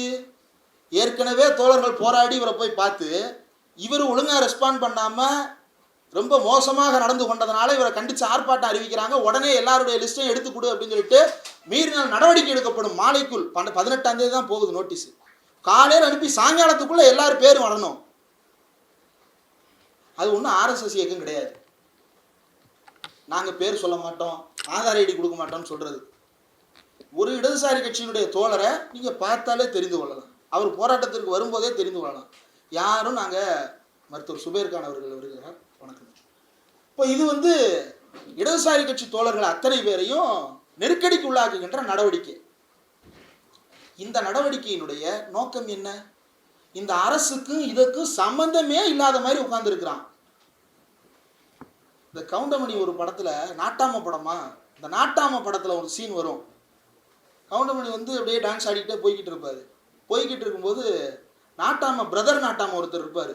அந்த பிரதர் நாட்டாம அந்த பக்கமா போயிட்டு இருக்கிறவரு டீச்சர் வீட்டில இருந்து தேங்காய் மூட்டையை, இளநீ மூட்டையை எடுத்துட்டு வரதுக்காக போவார். போயிட்டு வெளியே வரும்போது சோப்பு நுர ஒட்டியிருக்கும் அவருடைய சட்டையில. இவர் ஒளிஞ்சுக்கிட்டே நான் பார்க்கலீங்கோ அப்படின்னு சொல்லிட்டு நடிச்சிட்டு இருப்பாரு. யாரு? கவுண்டமணி. என்னடா பார்க்கல, உங்க சட்டையில சோப்பு நுர ஒட்டிருக்கிறத நான் பார்க்கலீங்க அப்படின்னு சொல்லிட்டு அப்புறம் சோப்பு நுரை தட்டுட்டு போயிடுவார். அந்த மாதிரி நான் பார்க்கலீங்க, இந்த சாய்குமார் வந்து இடதுசாரிகளை நோட்டீஸ் விட சொன்னதை நான் பார்க்கலீங்க அப்படின்ற மாதிரி ஒருத்தர் முதலமைச்சராக உட்கார்ந்துருக்கிறார். கண்ணுக்கே தெரியாது, எதுவுமே தெரியாது, பதில் சொல்ல மாட்டாரு. சட்டப்பேரவையில் கேட்டால் பதில் சொல்ல மாட்டாங்க. கேட்டால் உடனே என்ன பண்ணுவாங்க? யார் யார் எங்கெங்கே எவ்வளோ நேரம் இருந்தாங்க நல்லா கேட்டார் எதிர்கட்சி தலைவர். இது கணக்கு எடுக்கிறதுக்கலாமாடா டிபார்ட்மெண்ட் வச்சுருக்கீங்கன்னு. உடனே என்ன சொல்ற? உதயநிதி ஸ்டாலின் என்ன சொன்னார்? சங்கின்னாரு. சங்கின்னு தானே சொன்னார். ஆமாம், நாங்கள் சங்கிதான்னு பாஜகக்காரன் பெருமையாகவே சொல்கிறான். இவரை சங்கின்னு சொன்னால் நீ திருப்பி கூட ஏதோ ஒன்று, நீயும் திமுக காரணத்திட்டு 4 வாரத்தை வச்சிருக்கல, அதில் ஏதாவது ஒன்று சொல்லிடலாம்ல. ஏன் சங்கின்னு உடனே நேராக பாத்ரூமுக்கு ஓடுற? சங்கின்னு சொன்ன உடனே ஏன் பாத்ரூமுக்கு ஓடுற? புத்தி அங்கதான் இருக்கு. அவையின் மாண்பை கெடுக்கின்ற புத்தி, அந்த புத்தி மூளையில் இருக்கின்ற, நீங்க வேற எங்கேயாவது புத்தி இருக்குன்னு யோசிறாங்க. அவையின் மாண்பை கெடுப்பது, இந்த பேரவையின் மீது மக்கள் நம்பிக்கை இழக்க வேண்டும் என்பதுதான் அவர்களுடைய நோக்கமே. அவை குறிப்பிலிருந்து நீக்குவது தொடர்பாக நிறைவாக ஒரே ஒரு கருத்து. அவை குறிப்பிலிருந்து நீக்கிறாங்க, சந்தோஷம். அதுதான் லைவ்ல போகுதே. அப்ப இதுக்கு என்ன தீர்வு? இதுதான் எதிர்க்கட்சி திமுக கேட்டது. உடனே நியூஸ் மீடியால சில மூத்த பத்திரிகையாளர்கள் திமுக நேரலையை ரத்து பண்ண சொல்றாங்க. நீ பார்த்த இதை நேற்று திருமாட்டையும் கேள்வி கேட்கிறாங்க. திருமாட்ட போய் திமுக நேரலையை ரத்து செய்ய சொல்றதை பத்தி உங்க கருத்து என்னன்னு கேட்கிறான். திமுக அப்படி சொல்லலையே, நல்ல வேளை ஒரு நியூஸ் பார்த்துட்டாரு. திமுக அப்படி சொல்லலையே அப்படின்னோடனே இல்ல அந்த மாதிரி ஒரு கருத்து சொன்னாங்க. என்ன அந்த மாதிரி ஒரு கருத்து? நீ இதை எதிர்க்கட்சி தலைவர்கிட்ட கேட்டியா? நீயே தானே மைக்க வச்சு தினமும் எதிர்க்கட்சி தலைவர் வாசல்ல ஒரு பேட்டி எடுக்கிற. அவர்கிட்ட கேட்டியா நேரலை ரத்து செய்யணும்னு சொன்னீங்களாமின்னு கேட்டியா? அங்கேயும் கேட்க மாட்டேற, ஏன் இங்கே கேட்குற? ஏன்னா இவனுக்கு ஒரு தேவை அதை கட் பண்ணி ஒரு ரீல்ஸாவோ ஒரு வைரல் கண்டென்ட்டாவோ மாத்திரதான் இவர்களுடைய நோக்கமே தவிர தமிழ்நாட்டின் உண்மையான கான்டென்ட் என்ன, சமூக நீதி, அதை பேசக்கூடாது. தமிழ்நாட்டின் உண்மையான கான்டென்ட் என்ன, இந்தியாவுக்கே வழிகாட்டுகின்ற ஒரு தகைமையுள்ள மாநிலம், அதை யாரும் பேசக்கூடாது. இந்தியாவுக்கே முன்னோடியான பல திட்டங்களை அறிமுகப்படுத்திய மாநிலம், அதை யாரும் பேசக்கூடாது. அதனால பெர்சனல் அட்டாக் பண்றது, ப்ரொவோக் பண்றது, இந்த மாதிரியான வேலைகளை எல்லாம் தொடர்ந்து செய்து வருகிறார்கள். இதை நாம அனுமதிக்க கூடாது. அந்த நேரத்தில் நாம் இந்த நீட் தேர்வு விவகாரத்தையும் மறந்து விடாமல் தொடர்ந்து இது குறித்தான உரையாடல்களை நடத்த வேண்டும். மாணவர்கள் மத்தியில் சின்ன சின்ன குழுக்களாகவாவது இந்த நீட் தேர்வு அறிக்கை குறித்தான விவாதங்களையோ போட்டிகளையோ அல்லது வெவ்வேறு வகையிலான நிகழ்ச்சிகளையோ ஏற்பாடு செய்து அதன் மூலமாக இந்த விழிப்புணர்வு பயணத்தை பிரச்சாரத்தை நாம் தொடர்ந்து மேற்கொள்ள வேண்டும். அப்படி மேற்கொண்டால் ஒழிய நம்மால் இந்த நீட் தேர்வு குறித்தான புரிதலை அனைத்து மக்களுக்கும் ஏற்படுத்த முடியாமல் போய்விடும். ஏற்படுத்தக்கூடாது என்பதுதான் இந்த தாவேகாவினுடைய நோக்கமாக இருக்கிறது. கேட்டால் நாங்கள் அம்பேத்கருக்கு செலவு வச்சிருக்கிறோம், நாங்கள் பெரியாருக்கு செலவு வச்சிருக்கிறோம். இப்போ நாளைக்கு திமுக ஒருவேளை பெரியார் சிலையும் அம்பேத்கர் சிலையும் உள்ள வச்சுட்டாங்கன்னு வச்சுப்போமே, அடுத்து என்ன தெரியுமா கேட்பான்? திருடலுக்கு போய் கேட்பான், நீ கலைஞருக்கு செலவு வச்சிங்களா? இன்னும் சம்மந்தம் இல்லாமல் கேட்குற. நீ அம்பேத்கருக்கு செலவு வச்ச, மோடி கூட தான் வச்சாரு, விழுந்து கும்பிட்டாரு. அம்பேத்கர் காலில் விழுந்து கும்பிட்டாரு மோடி. கும்பிட்டுட்டு நேரம் எங்க போனாரு? கோல்வால்கர் இடத்துக்கு போனார். நீ அங்கதான் இருக்க. நீ கோல்வால்கர் நினைவிடத்துக்கு போறதில்லை, நீ தான் கோல்வால்கரே. கோல்வால்கராகவும் சாவர்கராகவும் சட்டப்பேரவையில் இன்றைக்கு ஆளும் கட்சிக்காரர்கள் உட்கார்ந்து கொண்டிருக்கிறார்கள். இவர்களுக்கெல்லாம் அறிவு பாடமாக திராவிடியன் ஸ்டாக் வெளியிட்டிருக்கக்கூடிய நீதியரசர் ஏ.கே. ராஜன் கமிட்டி அறிக்கையை வாய்ப்பு இருந்தால் உங்கள் தொகுதி எம்எல்ஏக்களை தாவேகாரர்களாக இருந்தால் அவர்களை பார்க்கும் பொழுதெல்லாம் இந்த புத்தகத்தை கொண்டு போய் கொடுத்து இது திமுக கொண்டு வந்ததுனே அப்படின்னு சொல்லி போய் கொடுத்துட்டு வாங்க. அப்போதாவது ரோஷத்துக்காவது படிச்சுட்டு ஏதாவது பேசுறாங்களான்னு பார்ப்போம். நன்றி.